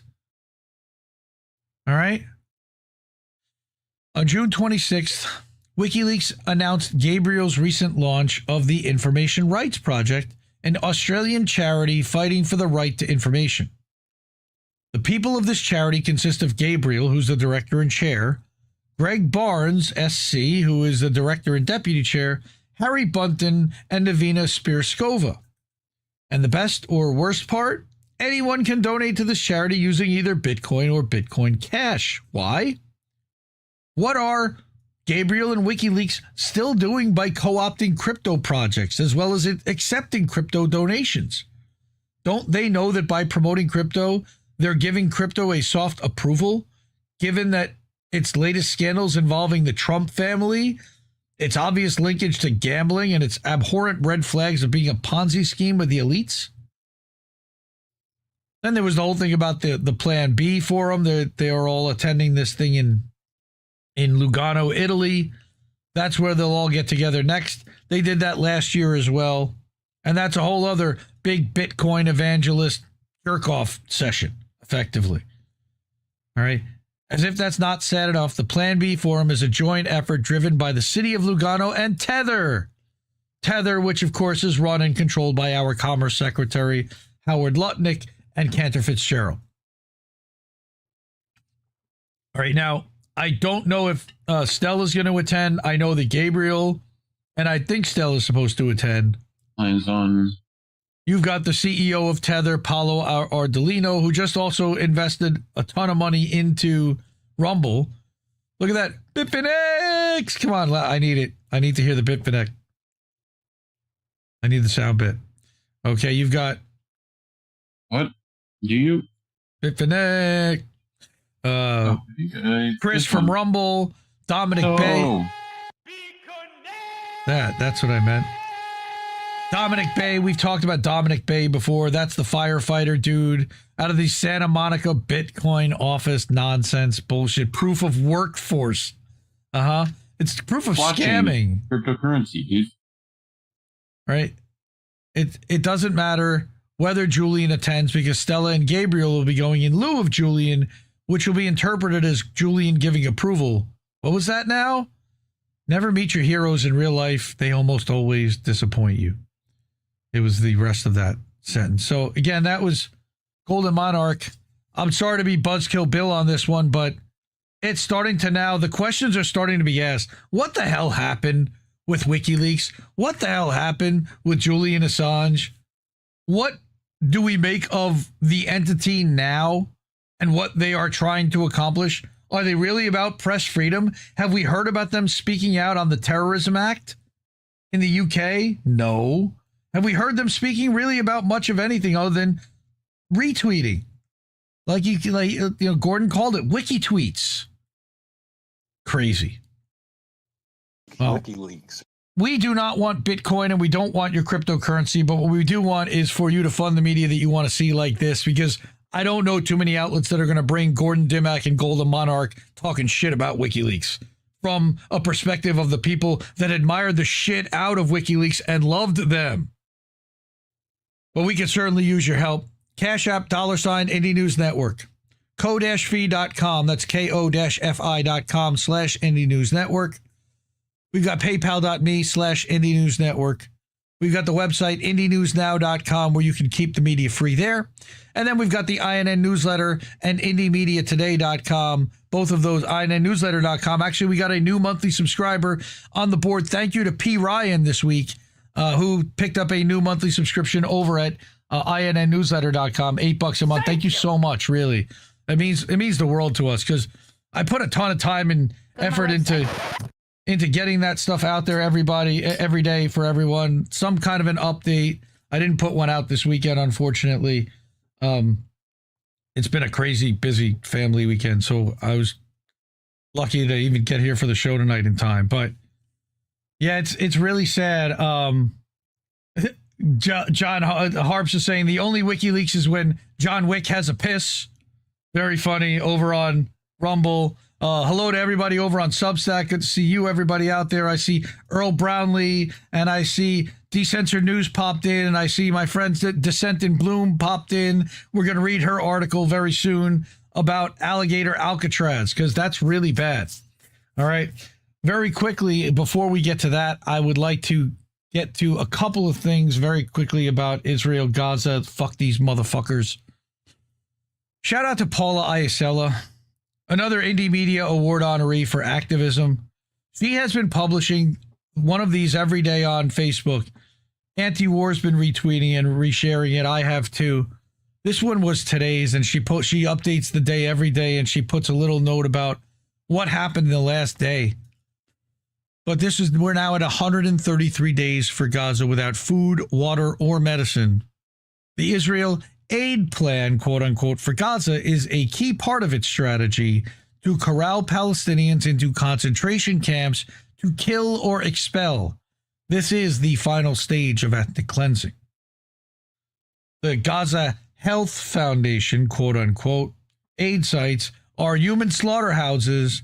The aid system is a tactic of Israel's genocide. The clock is ticking since March fucking 2nd. Disgraceful. Now, I am not normally a fan, and I would not normally bring an Abby Martin tweet, but she posted one that really got me today. And you can see it went freaking viral as hell. More Palestinians have now been massacred simply lining up for food than the total number of civilians killed on October 7th. So screech to me about October 7th again. Fucking cunts.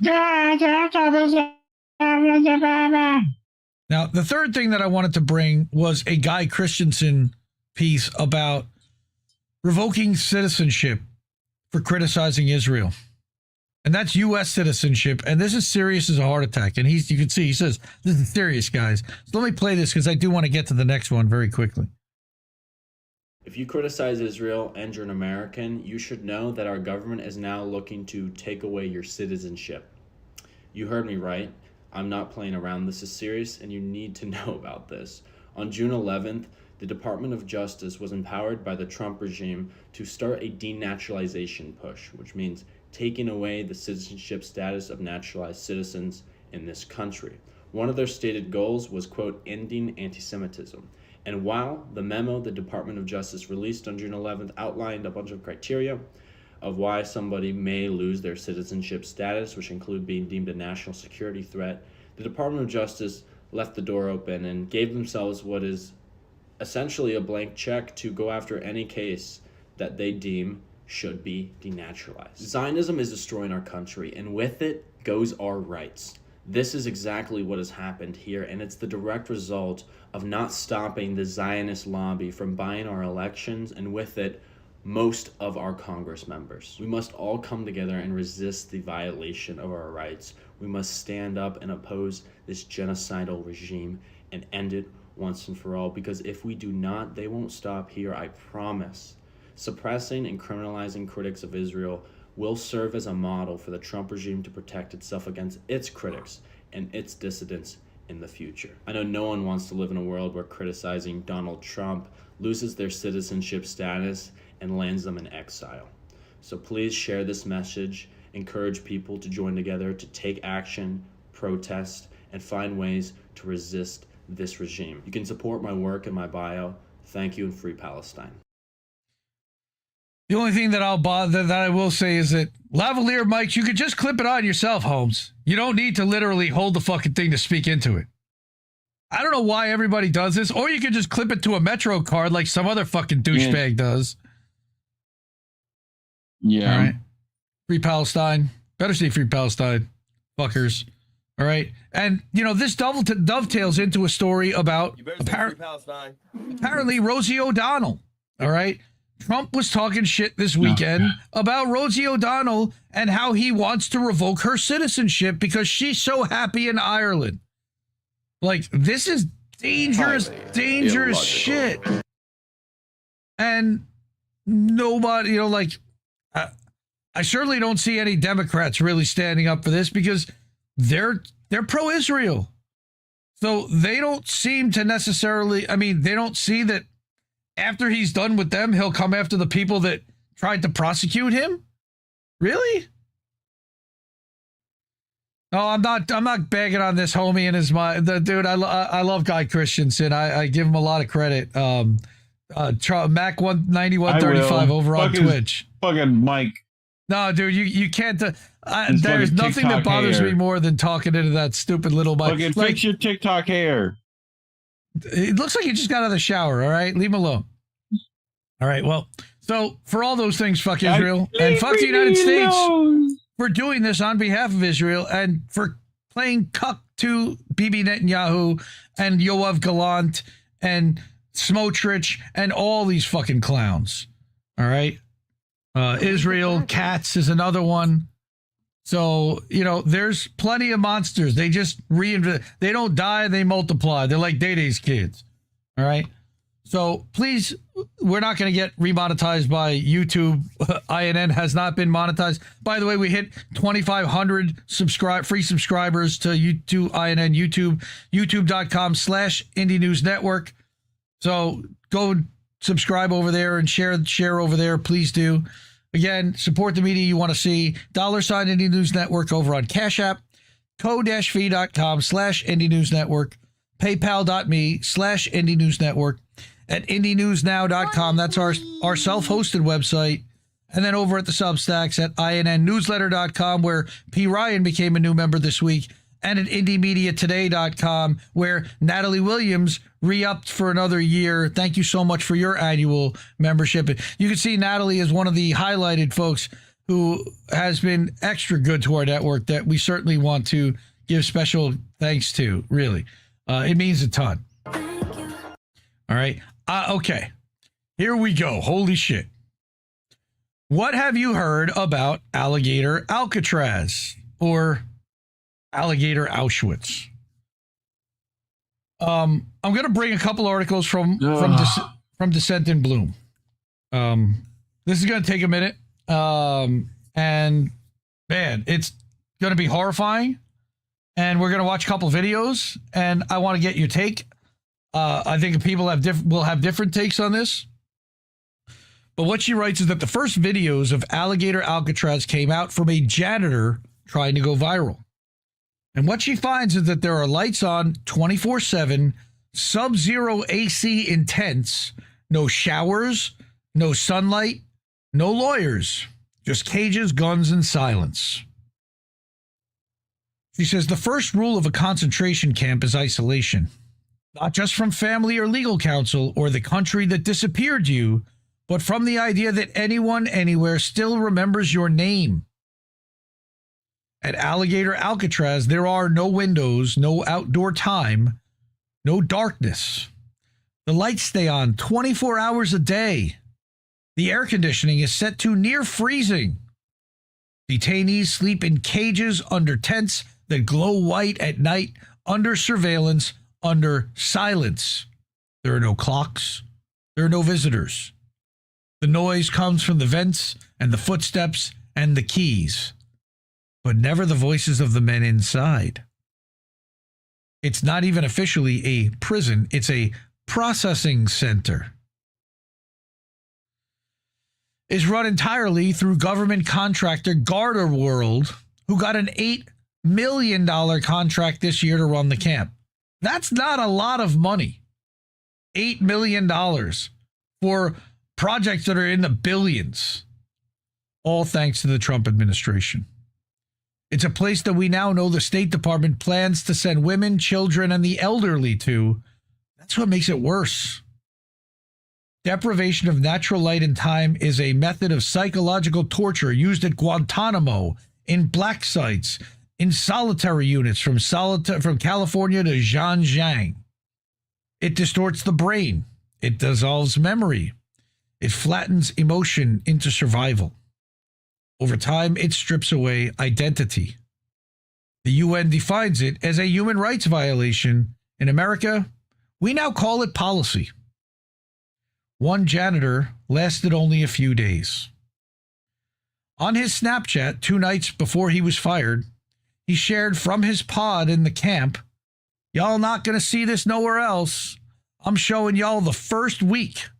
They treating this like Hitler shit back then. It's nothing like that. At least right now it ain't." But before he knew it, he was fired, terminated for recording inside the facility. It wasn't long after that his tone changed. There were no more jokes or smiles. He told everyone on a TikTok live that it's a fucking concentration camp. He's disappeared from the job. The camp hasn't disappeared. But he didn't leave. He got thrown out. He didn't leave because of what he saw. He left because he got fired. For 4 days, he showed up, he did the job, and he made his content. He rode the trucks across the compound, joked about the cold, filmed the tents, and laughed at the setup like it was something out of a movie. He didn't describe it as torture. He didn't raise the alarm. Not until they kicked him out. He wasn't warning anyone. He was building a following. Then they found his posts, pulled him from the floor, put him on unpaid leave, investigated, and fired him. Only after that did his tone change. But before he was fired, he posted a few clips. A clip inside the tents, a ride to the bathroom in a truck. We're going to get to that in a minute. A few seconds of fluorescent lights and silence. Some went on Snapchat, some on TikTok. Most of them are gone now, either deleted, removed, maybe archived. I guarantee you they're archived at Fort Meade. In one clip, he can be seen smiling and dancing in the bathroom. And that clip is in this video I'm going to show in a minute. But today, on TikTok Live, he said he has more. More footage, but he won't share it. Not unless he gets paid. Not unless someone gives him a reason to risk what's left. He says, I need a lawyer. I got fired for this. He's not trying to be a hero. He just wants the protection, a check, and a guarantee. So until then, the only first-hand images of Alligator Alcatraz exist in fragments, flickers from a phone screen, posted by a man who didn't speak out until he lost his job. No press has been allowed inside.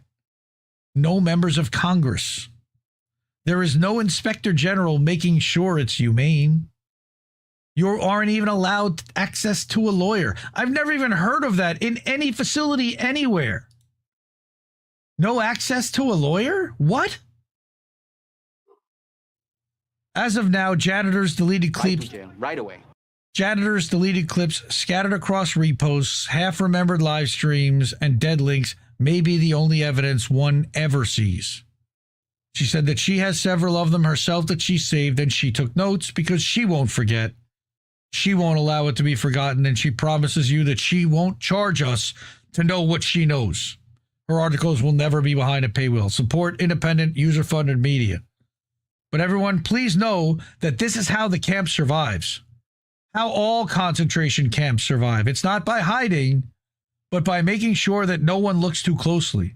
And if they do, they're immediately removed and placed on a do not return list. So now she says inside the camp, there are no fire alarms in Alligator Alcatraz. How could they possibly get away with that from a building inspector perspective? No sprinklers, smoke detectors, or fire suppression systems. If a fire were to break out, there would be no warning system in place to alert the men inside. The structure is entirely temporary, quote unquote, built from industrial tents and aluminum framing, but the risk is permanent. The space has been designed to hold people, not to protect them. Inside the tents, the temperature stays cold enough to sting.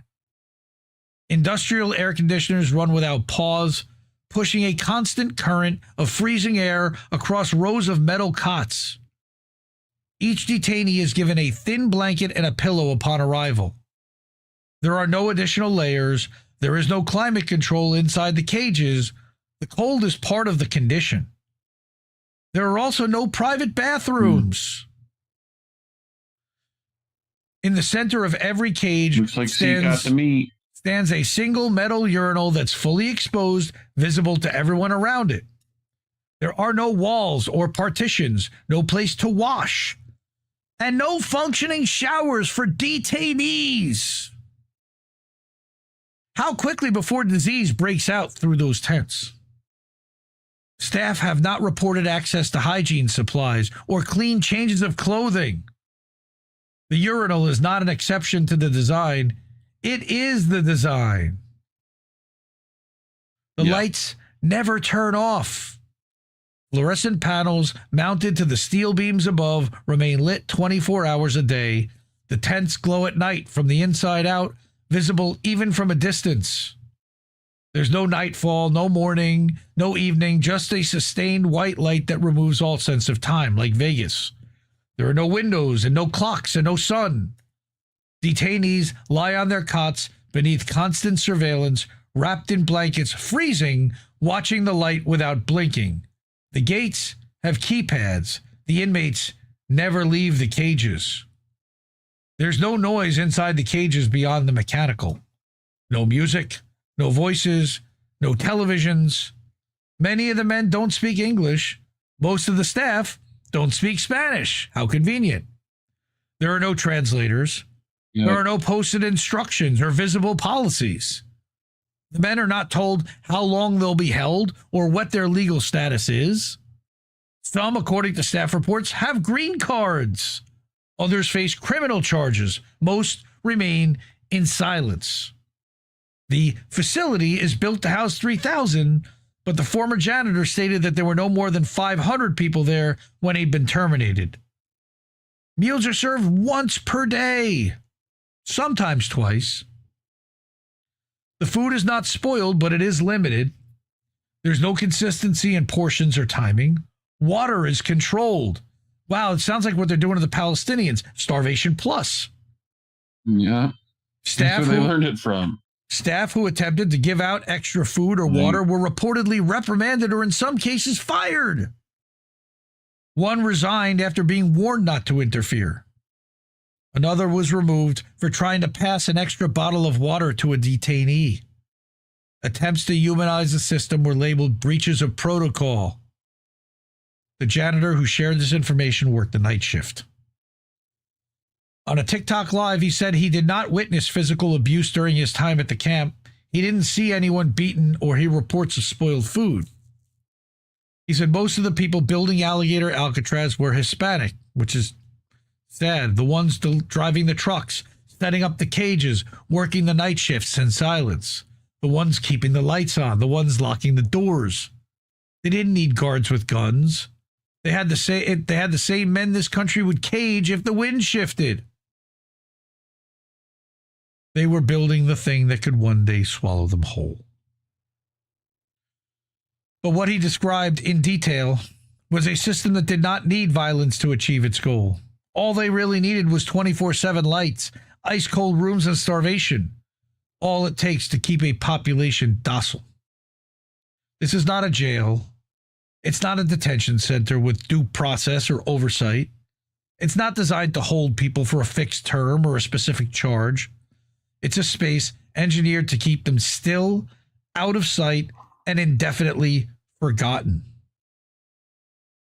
So she reminds us that those who do not learn from history that in 1933, before the ovens, before the camps had names the world would never forget, Germany opened a facility at Dachau. It was not called a death camp. It was called a protective custody center. People were held without trial. They were separated from their families. They were kept behind barbed wire. At first, the government insisted it wasn't that bad. In 2025, the United States has built Alligator Alcatraz. It's not called a prison. It's called a processing center. People are held without trial. They're separated from their families. They're kept behind chain link fences in a tent surrounded by swamp. The government insists it isn't that bad. They'll tell you this isn't a concentration camp. They'll point to the food, to the air conditioning, to the lack of mass graves. They'll tell you that it's legal, that it's temporary, that it's policy. But they won't show you the cages. They won't show you inside. They won't let you look for yourself, because if they did, you might see what it really is. Again, there are no fire alarms, no windows, no outdoor time, no contact with the outside world, no clocks, no lawyers, no language, no sound. The men inside are not being punished for a crime. They're being held until the state decides what to do with them. until they agree to disappear themselves. Self-deport. Keep them in there for 6 weeks, put them in front of a judge and ask them, would you like to go back there or self-deport? Nick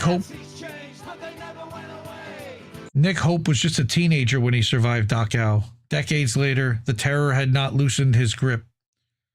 Still, there are nights his dreams take him back to horrendous starving years in Germany at Dachau concentration camp. I say, no, no, no, everything is over. It's over.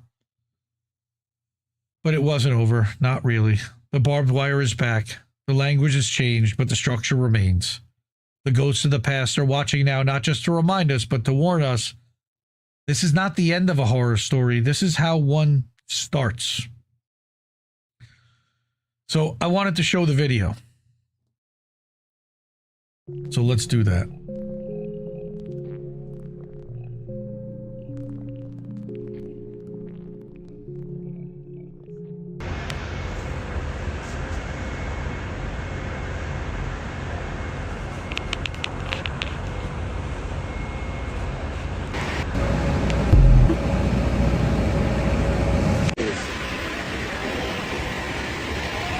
Yeah, I took a bite just to see if it was decent. That shit, pure ass. I'm only here for the money, so fuck it. I'm here for the money, so fuck it. That shit's pure ass.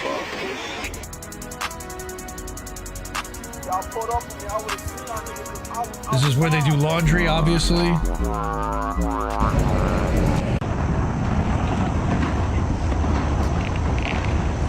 They're laughing about big mosquitoes on his coworker's ass. He's dancing, he's getting ready to go to work. Shit crazy, because they say we ain't got no days off for this whole month. Cool. 12 hours every day. Cool. It's for the money, right? Cool. It sucks sleeping with the sun out, dog. I need some shades in the bed. They only got like, what's like 9, 10, they only got like 5 hours sleep. Waking up every fucking hour. That's how you know a nigga slept. The bitch. You wake up and you release that gas. That gas from last night, that bitch go, it's one of those silent first. That bitch go, phew. Laughing about farting in the morning. Y'all boys, this small ass little room, that bed got some AC in that hole. So check this out. This shit gets so cold. This is the room that they have him sleeping in. That's the real reason why I kept waking up. Nigga had to turn this bitch off. Felt like it was about 50 degrees in this bitch. Small ass room. So you can't regulate the temperature. There's somebody in the room next to me that's sleeping above me. They're not in my room, but they literally like right here. They're not in my room, but they're living like right here. His ass is right there. So this how the fuck we gotta get around. This our little dorm shits. All right, so here, this is our little dorm shits. And we gotta hop in these little bitches right here. So check this out. Those are trailers, like side by side. The bed splits the room. So you're literally like half the room is a bunk bed for you, and half, and like the up space is a bunk bed for the next guy. Like, that is just fucking crazy how they're packing people in like that. But wait, it gets worse. Watch this. And this is just for the employees. This is for the people that work here. You finna go? No, watch this. Oh, okay. Like that will look like a jail cell. So yeah, I gotta look for a fucking ride to take me to the fucking bathroom. I gotta look for a ride to take me for the fuck to the fucking bathroom. Now watch how far away this is. You see all the way down there? Bathroom. That, look at this, he's in a golf cart. He's gotta get a ride just to go take a piss in the morning after he gets up. Go past guards.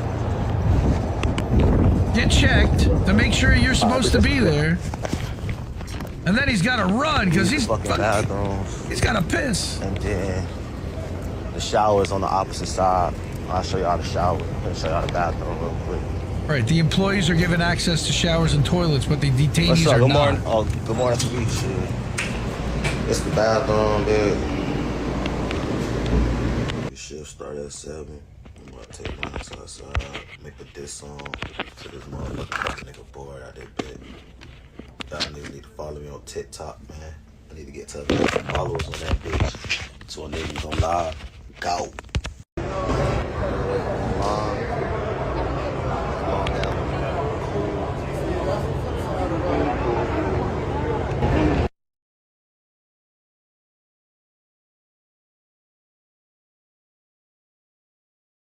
All right, it's none like that, at least right now. I'm going to be going live. Follow me on here, right? Thanks for going live. Oh, box turtle. His live ended after night 5, after his job was terminated. Back in my city. Tomorrow when I'm able to go live again, I'll go live. And I will do a recap to let y'all know what went on. My live restriction should be off tomorrow at around like, I think it's at like 8 o'clock or something. So that's when y'all can tune in to the live. I'll be answering all questions, doing a recap of what happened. New post every 500 followers. Show me support and make sure keep sharing happen. my page. As soon as I hit 10K, and I'll be fully exposing and posting everything. Shit, I'm gonna keep doing this for y'all. They already fired me, so it's like, shit, fuck it at this point. What y'all gotta understand is, no, I'm not trying to profit off of this, but I did lose my job doing this just to put this message out there. So y'all gotta look at it from my perspective. I gotta get something out. I'm gonna talk more about it, but just know a lot of officers quit just because they were trying to help out the residents / inmates, and their bosses kept telling them, if you help them out, like give them water, take them to the bathroom, you will be fired. If you want videos, information, any of that I haven't posted yet, you're definitely gonna have to come correct. You're gonna have to pay for it because I'm not gonna go out like that. In another life?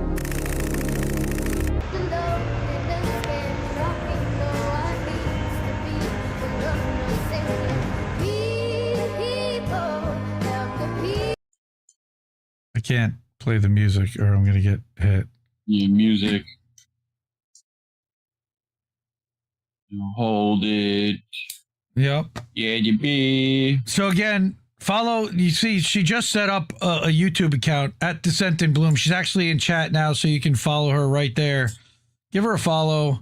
I still like, I'm a little shook seeing these videos. And now let's get to the next part of it. And here's the video that she had put up, that same video on Substack, again, to make sure that if YouTube decides to take it down, it's already up here. But she says he wasn't a hero, not at first. He was a janitor with a phone trying to go viral from the inside of the belly of the beast. He danced in a bathroom. He cracked jokes in the staff truck. He filmed the cages like it was a set piece for some dystopian TikTok. No captions, no outrage, just vibes, cold ones. And then just 4 days in, the government contractors caught on. They pulled his badge, froze his pay, launched an investigation, and tossed him out like he was the problem. And that's when his tone changed. But not before. Because let's be clear, he didn't leave Alligator Alcatraz because of what he saw. He left because he was fired for showing it. The system rejected him for not for sounding the alarm, but for turning on a flashlight. And only after they kicked him out did he say the words, "It's a fucking concentration camp." Let that timeline haunt you. He wasn't trying to warn anyone. He was trying to build an audience. But in the age of manufactured silence, even accidental truth can be explosive. Even a janitor's social media can shake the walls if someone saves it in time. Descent did. Before they vanished, she saved the clips, the bathroom, the truck, the tents, aglow like morgues. Not because he meant to document a crime against humanity, but because he accidentally did. He says he has more, but he won't release it unless he gets a lawyer or a check or both. He isn't playing hero. He's playing survivor. And frankly, I don't blame him.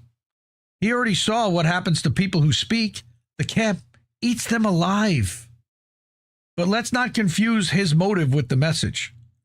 Alligator Alcatraz isn't hiding in the shadows. It's right there in the Florida sun with no windows, no clocks, no fire alarms. It doesn't need barbed wire when the world's too distracted to look. It survives on your apathy.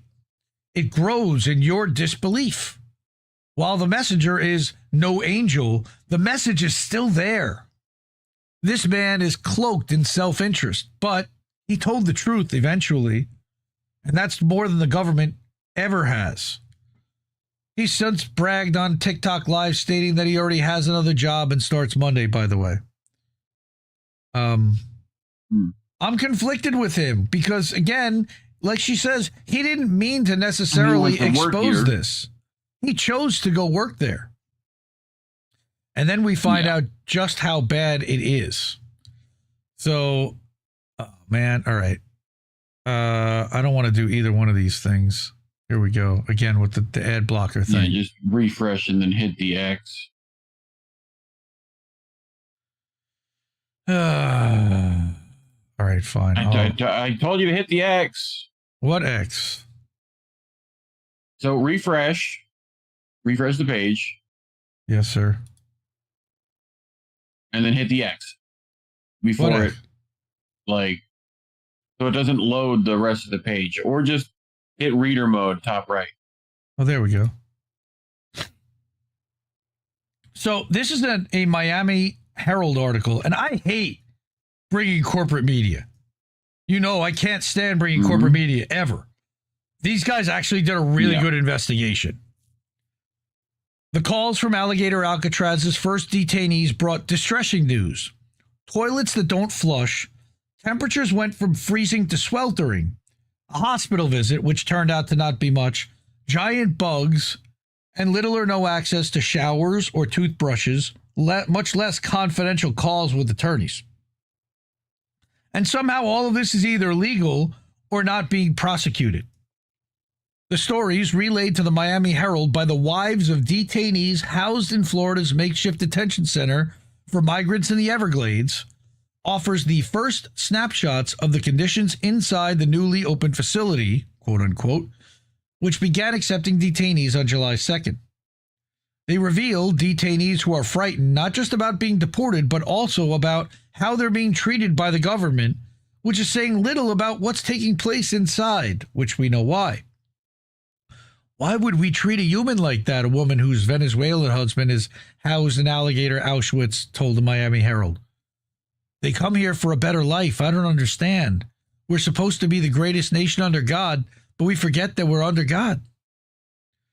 The men whose identities the Herald is withholding due to their families' fears that the government will punish them for speaking out, described harsh conditions at the detention center, pitched as a new model for holding migrants, and snared in President Trump's war on illegal immigration, even though they're putting green card holders and people who are here legally. The state, which intends to eventually house 3,000 or more people at this site, has said the detainees' descriptions provided to the Herald are untrue, with no receipts to show otherwise. Trump speaks, okay, so that's him speaking at this facility while he toured it. So they gave you like a very rudimentary walkthrough, exactly where they wanted you to see, sanitized. Bugs and environmental factors are minimized in the facility. Restraints are only utilized during transport outside of the detention centers, and visitation arrangements can be made upon request. That's what the statement for spokeswoman for Division of Emergency Management that oversees the facility. All plumbing systems are working and operational. Prove it. Detainees are telling their families a different story about what it's like to live in cells inside heavy-duty tents erected on an airstrip in Big Cypress National Preserve.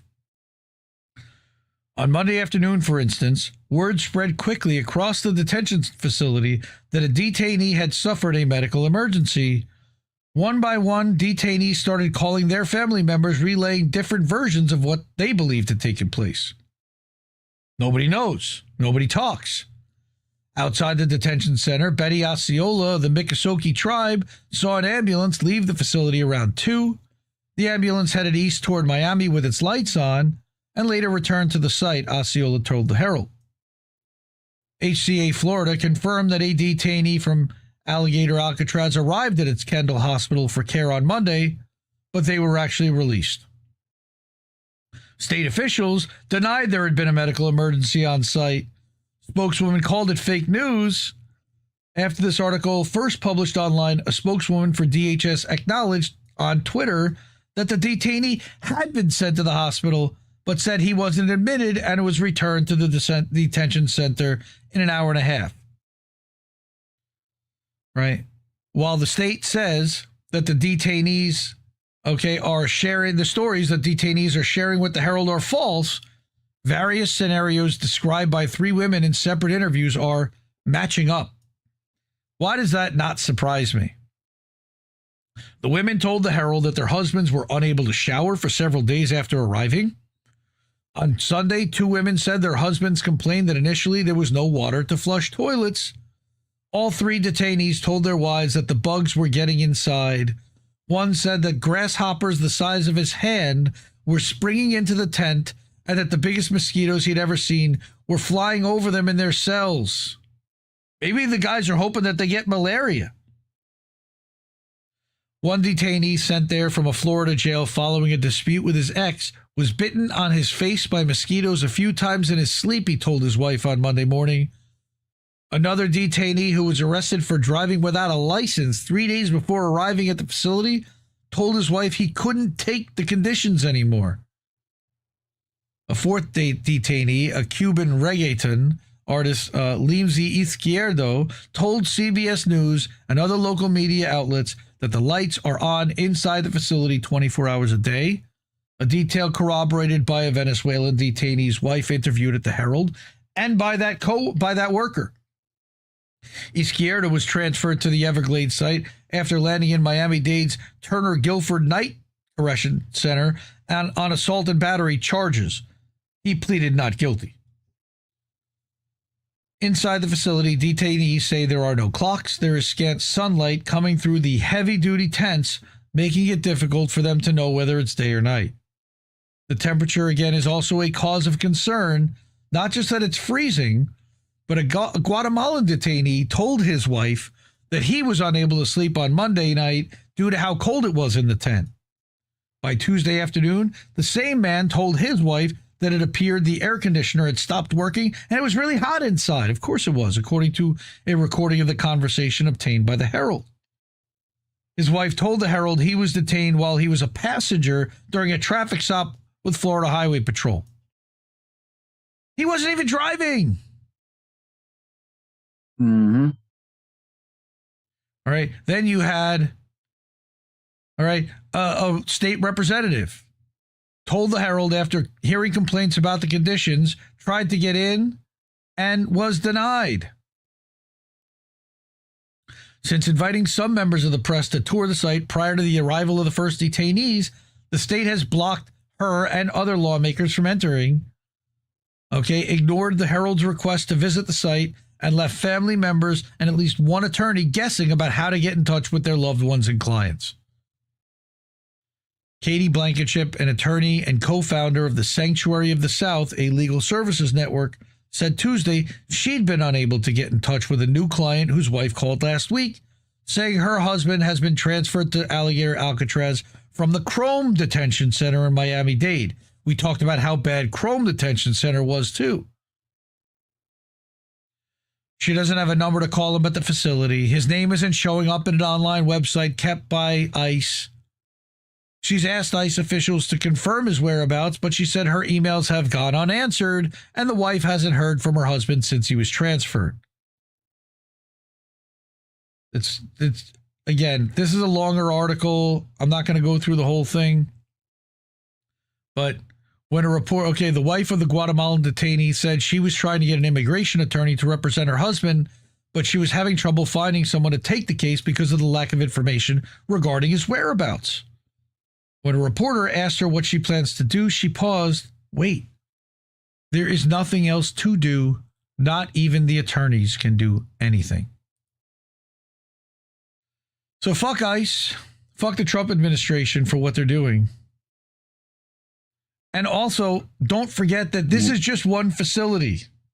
Don't get like kind of focused on just one. Because our friend Andy Worthington, another Indie Media Award honoree for class of 2024, one of the best, closed Guantanamo guy, all right? He wrote an article this week, and I'm not going to go through it. We're running long. Guantanamo and Trump's new extraordinary rendition program for migrants. So right now, he said there are migrants from 26 nations being held in Guantanamo, with 26, including a UK citizen, named as having criminal convictions. Are they really criminals? And does Trump really want to deport them to third countries? Meaning that they're willing to now deport them to countries that they're not from. As Trump holds 72 migrants at Guantanamo from 26 countries, including the UK, what is his long-term plan?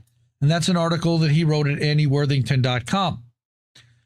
Okay, the disturbing news that in recent weeks, around 60 migrants have been flown to Guantanamo, bringing the total number held at present to 72. You can't handle the truth. Like, we had it down to a dozen. This seems to be a revival of the use of detention facilities on the naval base, which began with the arrival of 178 Venezuelans in February, but then tailed off after legal challenges and after the administration was embarrassed by research establishing that, although they were all described as dangerous gang members, this was demonstrably untrue. But in a new twist, seeking to overcome these earlier embarrassments, DHS has published a list of naming 26 of these men and alleging that all of them, including the British national, have been convicted of serious crimes, although, via an internet search, I'm unable to verify any of these crimes. Very weird. Okay?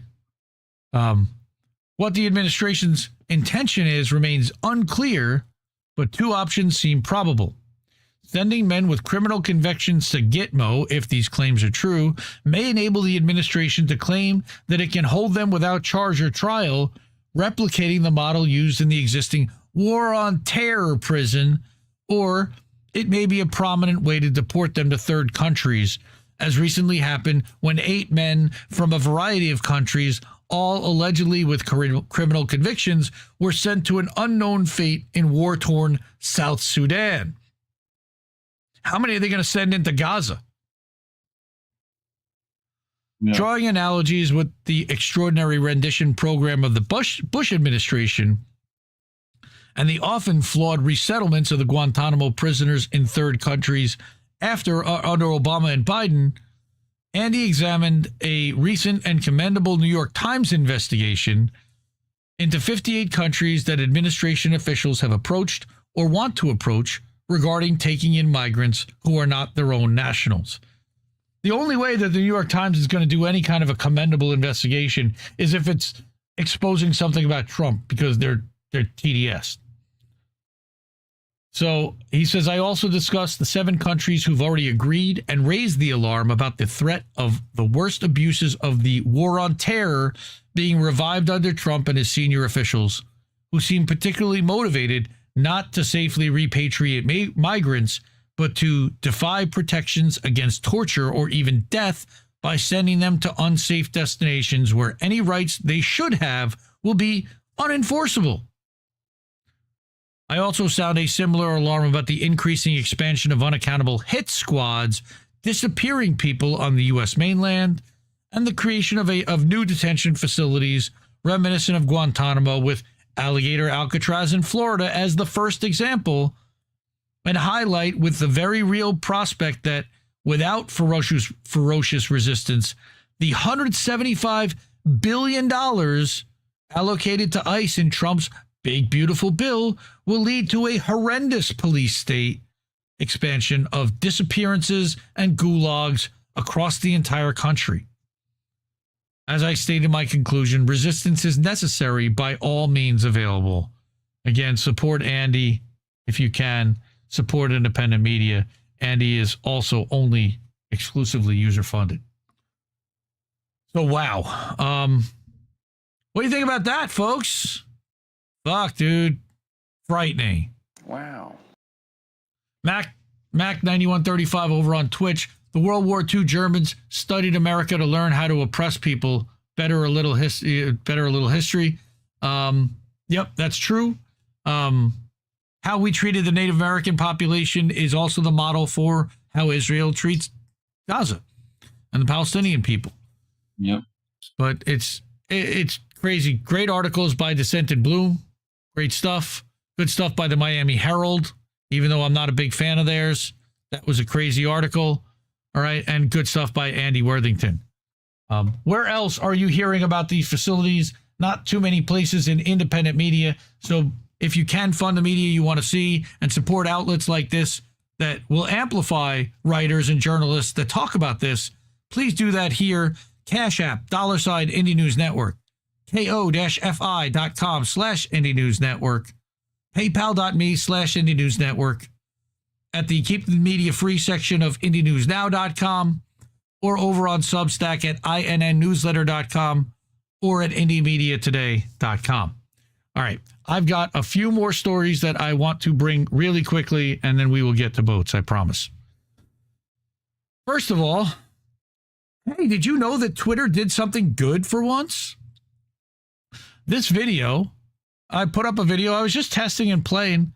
4 minutes and 28 seconds. Now, I don't know if you remember, but there was a 2 minute and 20 second video limit on Twitter forever. Unless you bought a blue check, you could not post a video of longer than 2 minutes and 20 seconds. They have now apparently expanded that. And they did it months ago quietly without anybody knowing. So somebody actually replied to me under here. Yeah, fuck Twitter. Well, in this case, not so much, but usually, yes. So we find an article from Root Note Blog, I'd never heard of. X quietly increases the maximum video length for free users. April 15th. How did this get past everybody we know? That you can now post a video up to 10 minutes long via the web and via 6 hours using the app? All right, but there's also a file limit of, according to them, there's a file limit of 512 megabytes. If you subscribe to premium, it's 4 hours and 16 gigs. However, via the app on desktop, as they discovered that day, while the 512 limit is still in place, the maximum length now seems to be exactly 9 minutes and 59 seconds for free accounts. When attempting to upload a 10-minute or longer video, you'll see the familiar duration of the video you tried to upload was too long message. All right. Same thing on iOS. 5 hours, 59 minutes, 59 seconds is when it goes to drafts. Interesting. I was able to post some more short clips that were made out of Substack with the captions over here to Twitter, which is really interesting. I didn't think that they would want us to potentially do that and drive more people over to another platform using that video. But I guess they figure if people watch the video there, they're winning too. So that's Twitter. Now, somebody mentioned Caitlin Johnstone earlier when we talked about WikiLeaks and Julian Assange. Yes, she was a tremendous and still is a tremendous fighter for press freedom and Julian Assange. I picked up a note of hers this week. If you're just tuning in, it turns out that Al-Qaeda in Syria are not terrorists, but the peace activists in the UK are. The guy committing genocide in Gaza says the guy backing his genocide deserves a Nobel Peace Prize, and Jeffrey Epstein was a misunderstood angel who killed himself. When your world is upside down. But it's not even just that. Yep. Here's Trita Parsi saying the same thing. The man below is the founder of Al-Qaeda in Syria. The U.S. just took his organization off the terror list. Yep. And lifted sanctions on him. The woman below is the UN rapporteur on Israel and Palestine. The U.S. just imposed sanctions on her. Let that sink in. And solidarity with Francesca Albanese. She's a badass. And that's Jelani, who was a terrorist and still is a terrorist. It's just that the U.S. doesn't think that he's a terrorist at the moment because he's helping somebody's national interest, like Israel's. They did once, though. Right? Now, I mentioned about people that weren't able to get into Alligator Alcatraz, but that wasn't the only facility. Here's another one where U.S. representatives were denied entry into downtown LA's detention center. I am the U.S. representative, a member of Congress that represents downtown LA. We also have Representative and Congresswoman Norma Torres, Congresswoman Luz Rivas, and Congressman Lou Correa, who sits on the Homeland Security Committee. Under federal law, we are allowed to do drop-in inspections of any facility that's holding migrants or undocumented immigrants.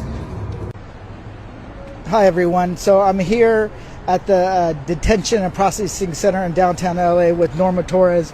We wanted to kind of come and give you an update.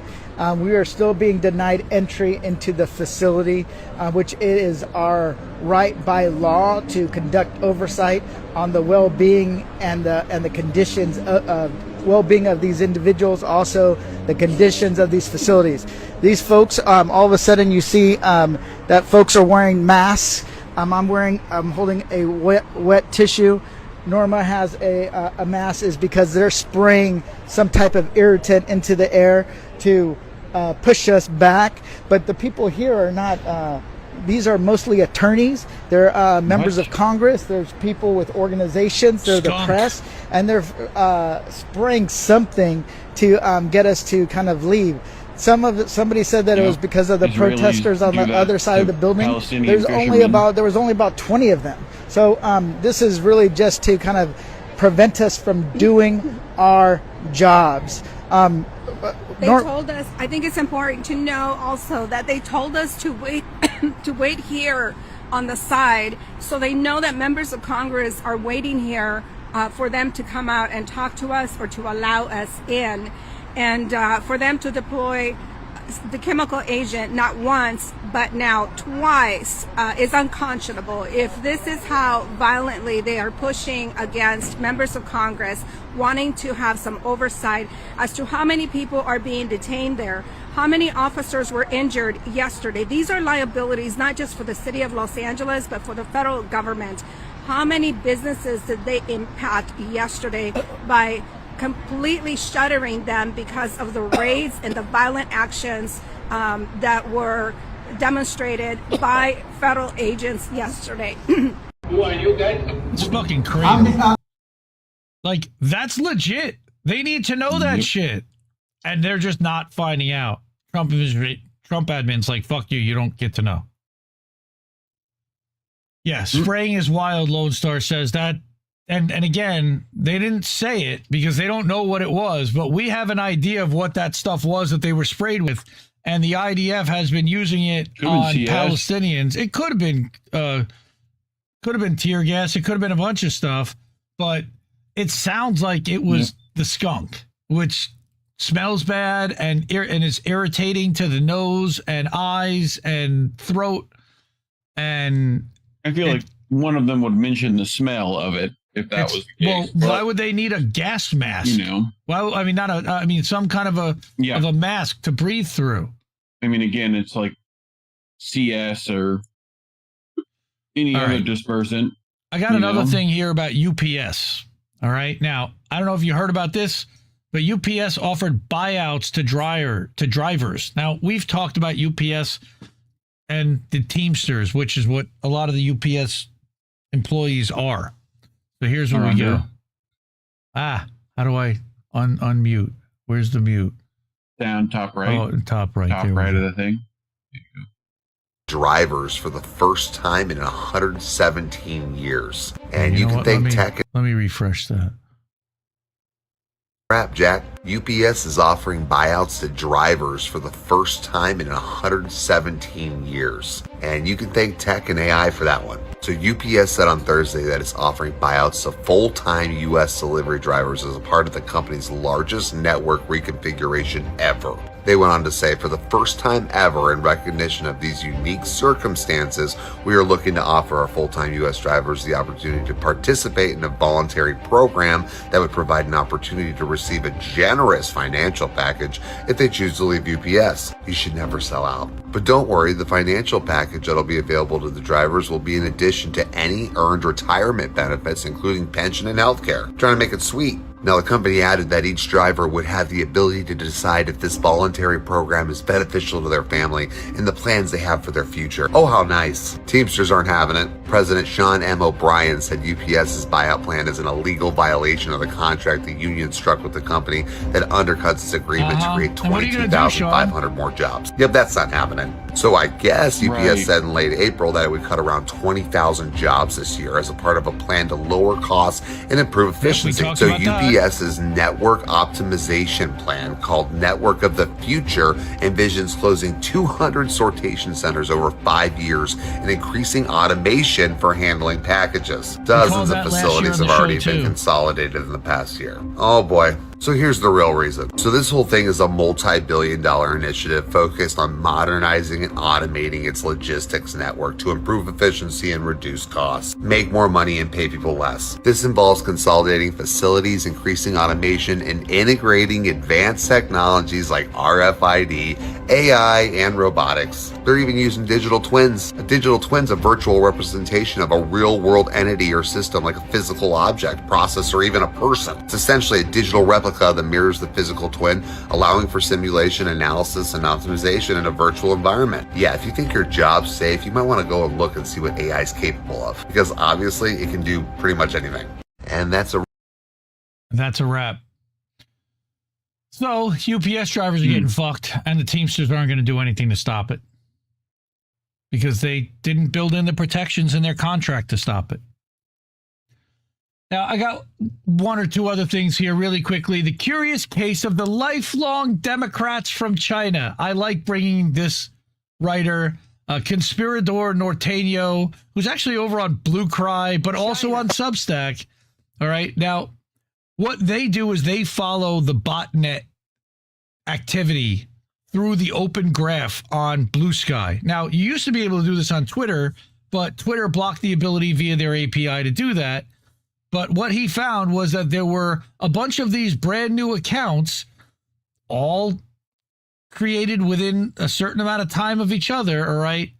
They're part of a spam network that as of July 8th consisted of 22 Blue Sky accounts with the biography, quote, female from China, currently living in the U.S., lifelong Democrat, ban assault weapons immediately, no spam or solicitation, encryption, anything, no porn, especially no fake news, no, anything, like same exact kind of profile with similar, right? Similar accounts with different repeated biographies started popping up recently as well, albeit in smaller numbers.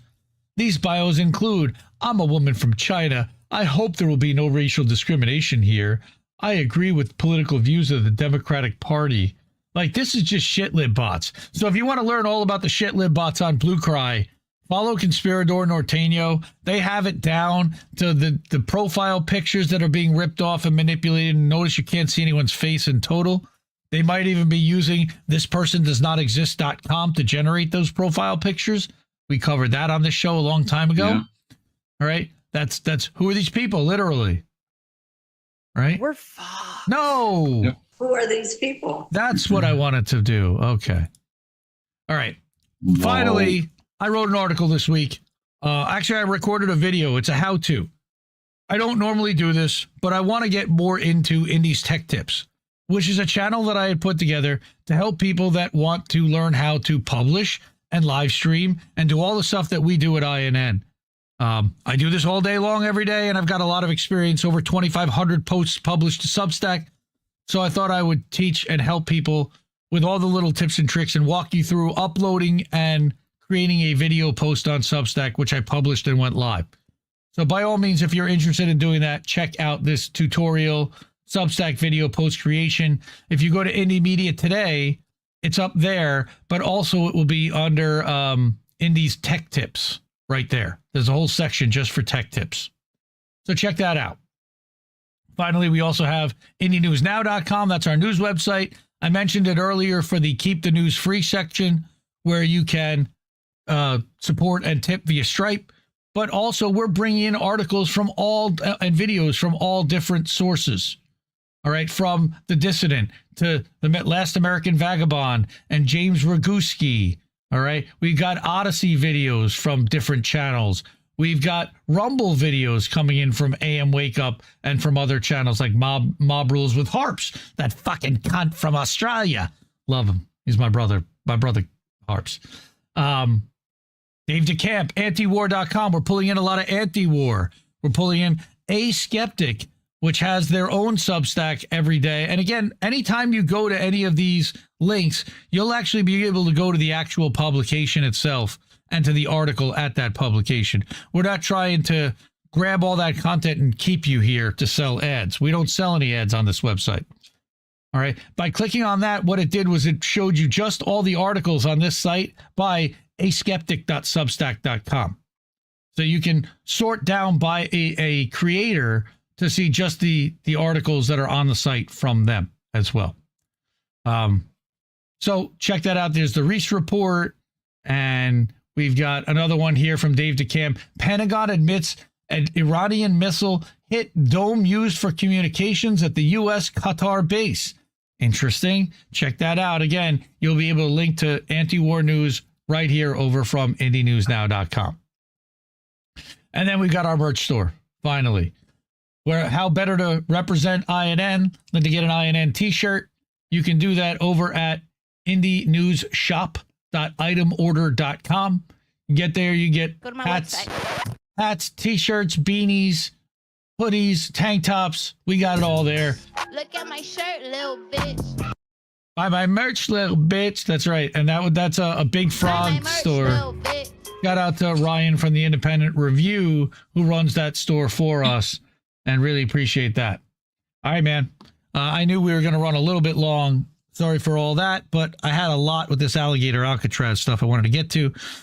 One last time, if you're able to and it means, please support the media you want to see and support independent media like us. Cash App, $ Indie News Network. Ko-fi.com/Indie News Network. PayPal.me/Indie News Network. And at IndieNewsNow.com. And at INN Newsletter and IndieMediaToday.com over on Substack. We're going to get to boat smashing into other boats in a few minutes. That is our react show where we're going to watch goofy shit after listening to this and reading this horrifying crap. Didn't get my INN classic INN sticker. It's overdue. Speaking of merch, thank you, Lisa Tyree. I don't know what happened to it.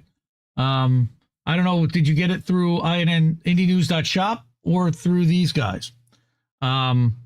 At Big Frog. Either way, I can follow up for you and try to find out. Reach out to me, Lisa, please, on Twitter. All right, everyone.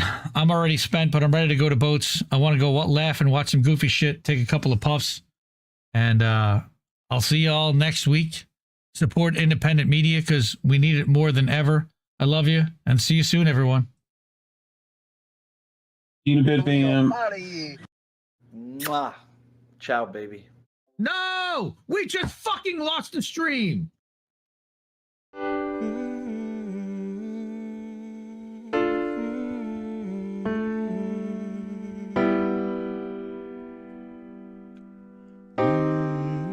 I think I liked it better being blind, when I couldn't read between the lines, and when I couldn't see the cracks in the structure that lay bare before me the whole time. I think I liked it better back when I suspended disbelief and swallowed pride. I thought I knew the difference in the red from the blue, but they both bleed us so dry. They both bleed us so dry. My favorite songs don't hit the same way. I get to the end of a 4-minute track and I'm only looking back thinking, what did they actually say? I guess this isn't such an awful place. Is that what you want?